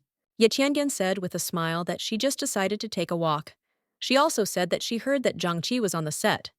She asked the girl if she had seen him. Chu smiled and said that he went to get ice cream and would be back soon. She knew that the man was married and much older than her, and he was not at all as handsome. She did not know what the girl wanted from him. At that moment, a man approached them and greeted the young lady. Zhang Qies looked at the girl with a smile and said that his scene was coming up soon and he needed to go get ready, but at the same time, he wanted to take her to the set to find her mother. She smiled and agreed. Ye Qianqian? At the same time, she told the teacher with a smile that she really liked watching him act in martial arts, and therefore she would like to go to the set with them. He said with a smile that she could go with them. At the same time, Chu was watching them closely. Fuquei looked at the man and told him what he needed to do in the new scene. Chu knew that in the original, the man was injured during filming, and then quickly became the subject of a cheating scandal. She knew that in the story, he was injured at that very moment. At that moment, she told her mother with a smile that she would go and watch her uncle film a scene and then come back to hers. Chu knew very well that there were too many people there, and one of them would set Zhang up Qi. At that very moment, she ran up to the man and asked in bewilderment why ropes were being tied to him. He smiled and said that they tie ropes so that he can fly. Ye Qian smiled and said that with them, you can jump from great heights and not get hurt. She also said that the man never used stunt doubles in fight scenes, and that was very cool. Chu looked at the thin rope with puzzlement and asked what would happen if it broke. She saw that it was very thin, and at first glance, it was not noticeable that there was anything wrong with it. The young man looked at the girl with a smile and asked her not to worry. He said that he had been checking ropes for the film crew for many years, and they were regularly replaced, and for many years there had not been a single accident. She excitedly asked if this was true. She sighed because she knew that he was too naive, because unlike him, she knew the plot, so she wanted to do something secretly. At that moment, she said with a smile that the rope was really strong, and therefore she didn't need to worry. After some time, the first testing of the site took place. They lifted the man up and watched closely everything that was happening, but a few minutes after they picked him up, he noticed something was wrong. At that very moment, he cried out in embarrassment that they should stop as his pants were falling down, and it seemed that he had not tightened his belt properly. Everyone present burst out laughing and said that they would bring him down right away. But a moment later, the rope broke and the man fell down. A few seconds later, he fell with a thud onto the firm mattress. Ye Qianqian hurriedly shouted and called her teacher. At that moment, everyone quickly rushed towards the man. Chu looked closely at the ropes, because it happened just as she expected. They quickly lifted him up, and at that very moment, the director ran up to them as he did not understand what had happened. At that very moment, he shouted to his subordinate to immediately inform the medical team, And he also said that they immediately needed to close the site and remove outsiders so that they could check the equipment. The young man was taken aback and told the director that there were ropes before the inspections began. But as soon as the man stood up, the rope suddenly broke. Fukui informed the director at the same moment that something was wrong because there were several even cuts on the rope and they were cut artificially. He also reported that the actor's pants began to fall down and they stopped him at a low height. But if he had fallen at a high height, he would have definitely broken something. At that very moment, the director turned purple with rage. He immediately shouted that they should immediately check all the equipment, and if necessary, they could order new ones. But they must keep it a secret, and they must report that they were just taking a break. At the same time, Song Chen was hurriedly getting ready and talking with his subordinate. He looked at his grandson menacingly and asked what was going on between him and the guy from the Liu family, since he made the assistant send things to the set from time to time, and he himself often went there. He said the company was heavily invested in the film project, and he needed to monitor its progress. The man looked at his grandson with anger and told him not to lead him by the nose and to tell everything as it is because he had seen a lot in his life. He said that over the years he had introduced his grandson to the daughters of different families, but he had not fallen in love with any of them, and even that bride was just a distraction. Song Chen sighed heavily and told his grandfather that he was very wise. His engagement was actually just a temporary measure, and he agreed to be engaged to his girlfriend in order to thank her, and also to avoid endless blind dates. The old man sighed heavily and said with a puzzled expression that the director was young talented, and that his role in the film was quite interesting, and that he had thought about it for a very long time. At that very moment, he could not stand it and told his grandson that if he liked the director, he would accept their relationship. The young man was taken aback, as he did not expect to hear anything like that at all. But at that very moment, he could not stand it, and asked his grandfather, embarrassed what he was saying, while he was shouting that he was not at all interested in the directors. Song Chen immediately shouted and told his grandfather that he didn't like the director at all. The old man sighed heavily and told his grandson that he would not distract him from his work. He also said that he would have an anniversary very soon, and he would send an invitation to the director. He also said that his grandson could cancel the marriage if he did not love the girl. Song Chen was puzzled and didn't understand what was going on at all, since his grandfather didn't give him a chance to say a word. He knew that he would have to bring his daughter to his grandfather's birthday party to calm him down. At the same time, the young lady was sitting quietly in the hotel, but she was immersed in her thoughts and looking for information about who did this to her savior. But a moment later, she was taken aback as she heard a knock on the new door. A few minutes later, she opened the door and asked the woman if she was looking for someone. Xiao Suze looked at the girl in surprise and asked who she was. And she also said that she was looking for Zhang Qi, since he was her son-in-law. But at the same time, she did not understand why the girl was in his room. Xiao Suze looked at the girl with a fierce grin and wondered if the man had really hidden from her sister that he had taken a mistress and even had an illegitimate daughter. At that very moment, she was so happy as she realized that she had arrived on time. Chu Chu looked at the woman intently as she knew that the plot had moved on and that her savior would soon be in trouble. At that very moment, she smiled and told her aunt that her son-in-law was living in another room and she had simply made a mistake. She also said that he was still filming and would return late. Xiao Suzy sighed heavily as she realized that she had simply hoped in vain. She looked casually at the girl and left. Chu Chu stared at her as if she knew she was not simple, because in the novel, she accidentally ended up in bed with Zhang Qi, and the paparazzi caught them, after which he lost his reputation and slid from the heights of fame to the very bottom. And eventually, he died from overwork. After some time, she finally met her son-in-law, Xiao Suze, told her son-in-law with a smile that she had a TV series shoot scheduled for the next day and had been given a small role. She asked if he could come and watch, but he said that he was filming, but he would still try to find time for her and drop by. Xiao Suze, with a satisfied smile, told her son-in-law that he was cool because he got a role from the best director, and her sister made the right choice because she married such a wonderful man. He smiled sheepishly and said that a man should earn money and take care of his family, but unfortunately, He was not at home for an hour, and she had to carry everything on her own. Xiaosu said with a smile that her son-in-law was very caring, and at the same time she reached out to him as she noticed sauce on the corner of his lips. He moved away from her and said that she needed to give it to her, and that she had to leave him soon since she had a shoot tomorrow and she needed to rest.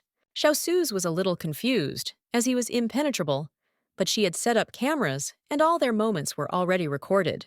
She was already coming up with a headline for the article about a famous action star meeting with a lady late at night. At the same time, the young lady was watching them closely as she found unknown cameras. She understood that the wife's younger sister did not come for no reason. Chu understood perfectly well that it was time for her to act. At that very moment, she contacted her fellow hackers. But at the same time, she was informed that they were invited to a hacker tournament in the States. And the leader of one of the organizations invited some to join them, and this organization was called Poker. She was shocked and wondered if there really was a poker organization in this world. Chu was puzzled, as she had been in this world for several years, and had not noticed the existence of this organization. In her past life, her hacker organization was called Poker. She and Old Man Mo started together, step by step, turned it into a worldwide network. But later, the old man mysteriously disappeared, and she had to come out of the shadows to find him. She knew that before he disappeared, the old man was looking for some special stone, and it was because of this stone that she suddenly found herself in a new world. Chu knew that she needed to go abroad, because she intended to expose the true face of the secret organization. At that moment, all her thoughts disappeared as she saw her mother, and she was wondering why her daughter was not sleeping. She smiled and said that she was waiting for her mother to return. Mansi apologized to her daughter, as she had paid little attention to her, as she had been very immersed in work. Chu said with a smile that it was okay, because her mother was now a superstar and she was very happy about it. Manxi smiled at her daughter and said that she was praising her too much. Manxi said with a smile that Uncle Song would come tomorrow and help her with her summer assignments, so she should be smart. Chu was shocked because she knew it was summer vacation, and she was confused that she was given boring kindergarten homework. The next day, the young man came to his daughter. He was glad that his beloved called him to help his daughter with the homework. He knew that his daughter would not run away and should sit and write. At that moment, she called him, but he firmly said that she could not leave the room, because her mother said that first she needed to do math and Chinese, and then she could rest. Chu looked at the young man intently and said that she would like something to drink and asked him to go with her to get some juice. He was taken aback as her gaze pierced his heart. At that very moment, they abandoned the entire task and set out to search for the juice. Chu looked at her grief-stricken self with a contented smile as she realized that he had changed a lot. But she also knew that while there was an opportunity, she could only keep an eye on the boiled woman, because she felt that the lady was up to something bad. Chu entered the hall with her father. She knew that Xiaosu's wasn't involved in the filming and didn't show up on set, so she assumed she was up to something. A moment later, she finally found the lady. At that very moment, she told her grief-stricken father where they could sit. The waiter approached them and with a smile apologized for her warm welcome and also asked what they would like to order. He asked his daughter with a smile what she wanted to choose. A moment later, the young lady had chosen everything she wanted. The waiter told the gentleman with a smile that he would take care of the order, and if they had any other requests, they should let him know, and he would fulfill everything. Song Chen was talking to his lover at the same time. He told her that their daughter had finished math, and he decided to take her out for a bite to eat. She thanked him with a smile for his concern, and at the same time, her father, who was awkwardly texting her mother, was staring at her while she was eating. She sighed heavily, because she knew that men in love always behaved like idiots. At that very moment, she turned on the wiretap, and while drinking juice, listened to what Xiao was saying. Suze Gavrila was on the phone with her sister. Her sister was saying that her daughter was already 6 years old, and soon everyone would see that she was not like her father, so they had to do something quickly. Xiao Suzy said with a smirk that her brother-in-law would finish filming today, and she would put sleeping pills in his soup. She told her sister not to worry about it, since no one would know about it. Chu was surprised by what she heard, but she understood that they wanted to disgrace her savior, and they were preparing a setup. At that moment, Song Chen looked at his daughter in surprise and asked why she ordered so much ice cream. He said her mother told him she was only allowed 1 day at most. The young lady, in turn, was furious. She understood that her grief-stricken father had fallen under her mother's thumb. She understood that he was not the president of a great company at all, since he couldn't even give his daughter ice cream. At that very moment, he looked at her and said that he would like to talk to her about what he said that this year his grandfather had an anniversary. He asked his daughter if she wanted to meet him. Choo-choo. It was a moment of comfort to hear something like that. She knew that in the original, he was one of the few who treated her mother well, because he saw right through people. But on his anniversary, Ching Ching-yun, Taino, damaged his wheelchair, causing the wheelchair to lose control and crash into a column, resulting in the old man's tragic death. She was furious because she knew she had to keep an eye on the girl. At that very moment, she smiled and told her father that she would like to see her grandfather. But a moment later, a young lady approached them and looked at the president in surprise. She smiled and introduced herself, and also said that her son-in-law was an action star from his company. She said that she was very glad to see him, as he was even more handsome than they said. At that very moment, he was taken aback and stood up as he was surprised that his daughter was suddenly going somewhere. She said that she would like to call her mother. Choo-choo said that he was talking nicely with this aunt, and she felt like she was the odd one out, so she would call her mother to pick her up because she didn't want to disturb them. He was shocked and didn't expect this. He shouted at his daughter to come back, but Xiaosu stopped him. She looked at him with a smile and said that she was also an actress. She smiled timidly and asked if she could take the opportunity to ask him for a few pieces of advice. But at that very moment, he angrily pushed her away and shouted at her to get out immediately. Song Chen ran after his daughter with lightning speed, leaving the girl behind. She was in shock because she understood that everything was lost. She completely forgot that the director had a mania for cleanliness and that he could not be touched. She was imprisoned because she did not understand why he cared about the girl. But at that very moment, she beamed with happiness because her son-in-law called her. She said that they were already dying of hunger and invited him to go to a restaurant in the evening. That same evening, the young people met and happily began to have dinner. Choo-choo sighed heavily, and while eating, asked her mother what it meant to be caught cheating. At that moment, the young people were dumbfounded because they were shocked by her question. Mansi looked intently at her lover, but at that very moment, he began to shout that he had not taught her this at all, and that he had simply been set up. Mansi, looking at her daughter, asked where she heard it, because it was a very bad word. She said that when she was waiting for her mother in the hall, she drank a lot of water and went to the toilet. She said that there was an aunt there talking on the phone and saying that the paparazzi had come and would catch someone cheating, and that today they would go to Uncle Jang's room, and when he is caught, she will get a lot of money. Looking at her parents, she said that the girl also said that her uncle would throw himself into the river to wash away the shame. Choo-choo looked at her mother intently and asked if her savior would really throw himself into the river. Mansi quickly stood up and said that she would go look for her friend, and in the meantime, he should look after his daughter. He sighed heavily and said that she had no evidence, only the child's words. She was shocked and asked what she should do because she could not watch as he was being set up. At that moment, Song Chen told his daughter that they would be gone for a while and that the nanny would come to her soon. He asked her not to run away and wait for them. She was glad that in such moments, her pseudo-daddy was reliable. Song Chen took his lover's hand and said that they should first go to the room with the cameras, because if someone had set up a setup, there should be some traces. Mansi agreed with him, but at the same time, she was confused by his approach.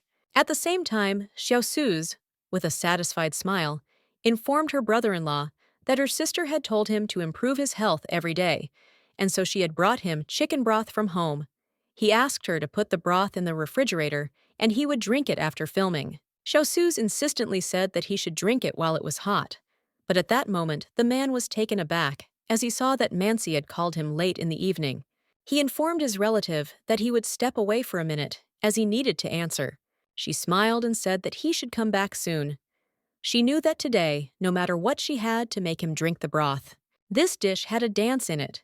She knew that if he drank it, he would pass out within half an hour, and then she would just climb into bed with him and call her sister, so that they would be caught in the act. A moment later, he came out, and she asked with a smile, who had called him since they had been chatting for so long. He said coldly that a colleague on the set had called him, and they were discussing tomorrow's filming. At the same moment, he coldly told the young lady that it was already late and she should go and rest. She smiled and said that she agreed, but also asked him to drink the broth and regain his strength, as they were very worried about him. He immediately looked at her and asked if he had to drink the broth. Xiaosu's persistently asked them if he would neglect the care of his wife. She said that he was the support of the family, and they should take care of him. He sighed heavily and said that he would drink it all now. At the same moment, she watched with a fierce grin as he drank the broth, which contained a sleeping pill. A moment later, she looked at him with joy and said that they only wanted the best for him. As she left, she wished her son-in-law a good rest. At that very moment, she sent her sister a text message that the fish had been caught. Jiangqi looked after her with a puzzled expression as he understood that they had prepared a betrayal for him. Jiangqi quickly got rid of all the contents in his stomach. He was puzzled and remembered the words of his colleague on the set that his sister-in-law was going to set him up. She said that he should under no circumstances drink anything from her. He was shocked as he knew that she had always treated him well. Mansi insisted that he should believe her because she was telling the pure truth, and she said that they had already found evidence that she wanted to put him in jail along with the operations. She also said that such schemes are not uncommon in show business. Unfortunately, she once drank water with sleeping pills and accidentally ended up in Sun Chen's room, and he thought that she just wanted to sleep with him for the sake of her career. Song Chen told the man that he had a recording of their conversation and that this was not the first time they had betrayed him. He also said that his people would come for him soon, and he only had to wait half an hour, and then they would find out the truth. Song Chen told the man that if everything that happened turned out to be a mistake, he would compensate him. Jiangqi puzzledly agreed with them. That same evening, Xiaosu's quietly made her way into her son-in-law's room. She hoped that he would not blame her, because he should blame himself, as he was stupid but rich. She understood that such a person did not need so much money. At that very moment, Xiaonan screamed and called for her husband throughout the entire corridor. She said that she was sitting at home with the child while he was going out to see women. She was angry and screamed at him to open the door immediately. But at that very moment, Xiaosu's opened the door and looked at them in surprise, and also asked what they were doing in such a place. Xiaonan, with tears in her eyes, asked her sister how she could do such a thing to her. At that very moment, the girl rushed to her sister and said that her brother-in-law had forced her. She said that if she had refused him, he would have kicked her out of show business, and she was simply wrong. At that very moment, the men rushed into the young man's room and began to shout and call him with rage. They shouted at him to stop pretending and get up immediately. At that moment, the man looked at them in surprise. Everyone present was taken aback, as they did not understand who was in front of them, since they expected to see their relative. Xiaonan was taken aback and asked in confusion where her husband was. Her sister was also stunned by everything that was happening. She said that he should have been in bed because she slept with him. At the same moment, they turned around as they heard the noise. Jiangqi apologized to the young man for disturbing him, but he asked him to take the child to the principal. He looked at her menacingly and asked where she thought he should be. She smiled and said that he was just a scoundrel because she was looking for him everywhere. She also said that it was all her fault because she was too jealous and almost made a scandal. She hoped that he did not understand anything, but at that very moment he pulled away from her and said that she should no longer call him her husband, as she made him sick. He approached his former relative and said that he always took care of her as his younger sister, while he gave her money and helped her with his contracts. Jiang Qi looked at the girl with anger as she had set him up. He asked menacingly if this was really how she had decided to repay him for all his kindness. She was taken aback and shouted that it was just a misunderstanding. She was shocked because she knew that he was their source of money and they could not lose him. She was taken aback and wondered what she should do in this situation. She said that it was all her fault. She immediately shouted that she was jealous because she saw how he loved her sister and she wanted to ruin everything. She shouted that he was very good and she wanted to be near him. Xiaonan immediately asked her husband for forgiveness, since she loved him too much, and said stupid things in a heated manner. Xiaosu's sister said it was all her fault. At that very moment, the men intervened in their conversation and asked Jiang Qi, let go of this situation, since they still had a family and a child together. Xiaonan looked at her husband with a smile, as she hoped that he would forgive her. But the man could not stand it, and with rage asked, did a good man really deserve to be used? He shouted. Xiao Su's screamed that she spent hundreds of thousands on his wedding while she rode in his cars, and he also spent a lot of money on her exquisite outfits. But at that very moment, he approached his dearly beloved wife and shouted. He was furious because he found out that she had given birth to another man's child, and he had raised him as his own all this time, and she had not even thanked him once. Everyone present froze in shock, as they did not expect him to find out about everything. Xiao Suzy froze in place. She didn't understand how he found out, but she knew one thing, that they were finished. At that very moment, his wife shouted that he was talking nonsense because she had risked her health to bear a child, and he was now saying that the child was not his. At that very moment, the man said that she had to listen to something. He played her a recording of a conversation where she and her sister discussed her child, who did not look like her husband, since it was not his, and their plan to set him up. At that very moment, he pushed her away and said that he would file for divorce, but the lawyer would count everything down to the last penny, and all their dirty deeds would be exposed. He said that they would not receive a single penny from him. Xiaonan was furious and shouted that they would not get a divorce. She shouted that she had stooped so low as to marry him when he was miserable and poor, and now that he had money, he had decided to leave her. She screamed that they should talk it out, but she also screamed that he deserved her cuckolding him. Jiang Qi was furious and didn't understand how they could be so vile. He understood that if it weren't for the warning from his colleague and the support of the director, he would have truly fallen into their trap. He was even afraid to imagine how it could all end. The next day, her young lady quietly read an article about a famous action actor officially announcing his divorce, and his ex-wife being suspected of fraud and under investigation. She was glad that she had copies of all the documents, since she sent them to journalists, and they sent them to her grieving father. She knew that only with ironclad evidence would they pin the blame on the guilty and help her savior. She knew that in the novel, a sad and miserable death awaited him, but she was glad that nothing like that happened. Chu knew she wasn't the best person before, but she would never let a good person die because of such vile people. The next day on the set, the director yelled at the actress because due to Togo not being able to give it her all, they had to film in the rain all day. Mancy, caring about her colleague, handed her a blanket and said that she should not worry about the director's words, since he was just a character. She thanked her for her concern. Mancy looked at her colleague intently and said that she was probably just tired and therefore should rest since filming was finished for today. Cao Yueji thanked her again and said that she would try to rest. Cao Yueji froze for a moment because she heard that everyone present was discussing her specifically because they could not film one scene for a long time, but they also said that Manxi was very patient and kind, and she also acted better. Cao Yueji was furious because she knew that the girl was deliberately outplaying her to look better in comparison to her. She understood that she would not forgive her for such a thing. Cao Yueji was immediately taken aback because she saw that Director Wang had called her again, and he had already invited her to join them several times. But he was disgusting and vile, and she felt sick from him, so she rejected his offer. The assistant director said that if Zhang Cheng did not renew the contract, they would urgently need to find a financial replacement. He sighed heavily and said that he knew about this and would lure the girl to their company at any cost. He said with a fierce grin that they would act covertly, and he also ordered his assistant to send their people to the film crew, as he intended to knock the great actress off her pedestal. He knew that when she fell on her face, she would crawl to him on her knees. That same evening, Song Chen looked at his daughter closely and asked her to put down the phone, but she said that she was texting with brother Chung Chi. He was surprised. Chu smiled and said that he was very sweet.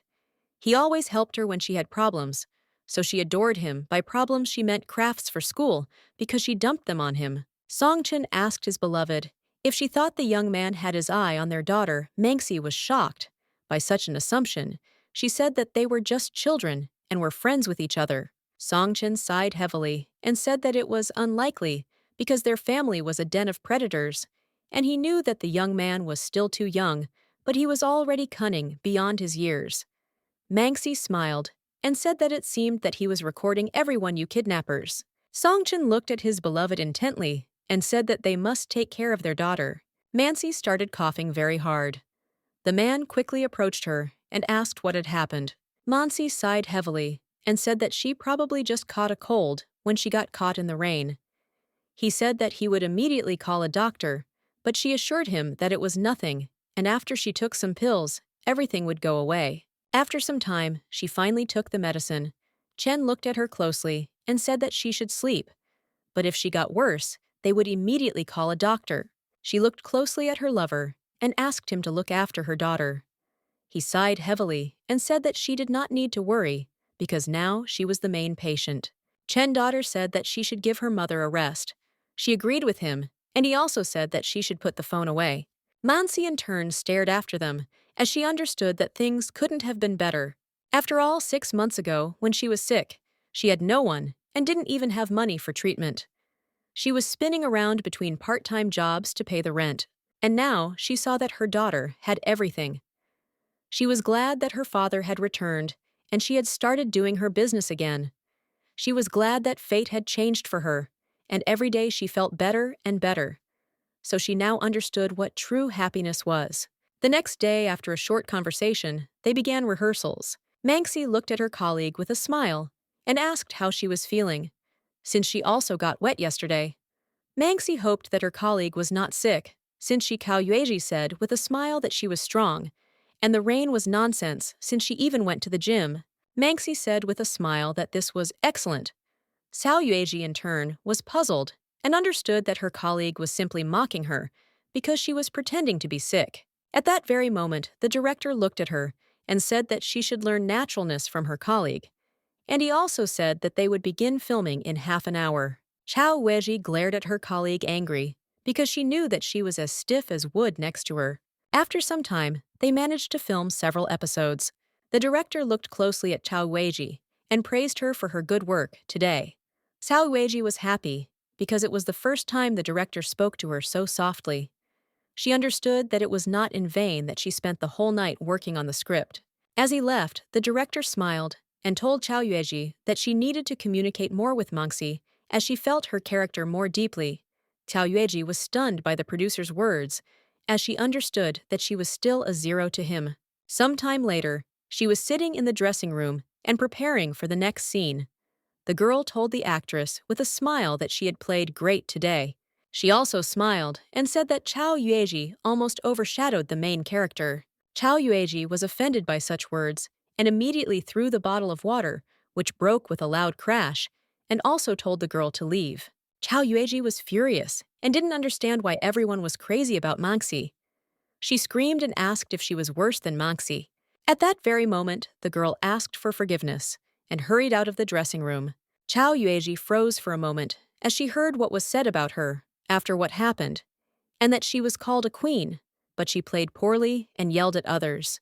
They said that the film's main character, while sick, behaved much better and even played better. Songchen came to his beloved that same day and presented her with warm porridge with a smile as he wanted to take care of her while she was sick.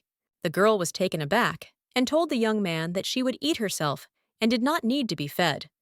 He insistently said that in that case, she should eat more. Songchen said that she had hardly slept and had spent the whole day on the court.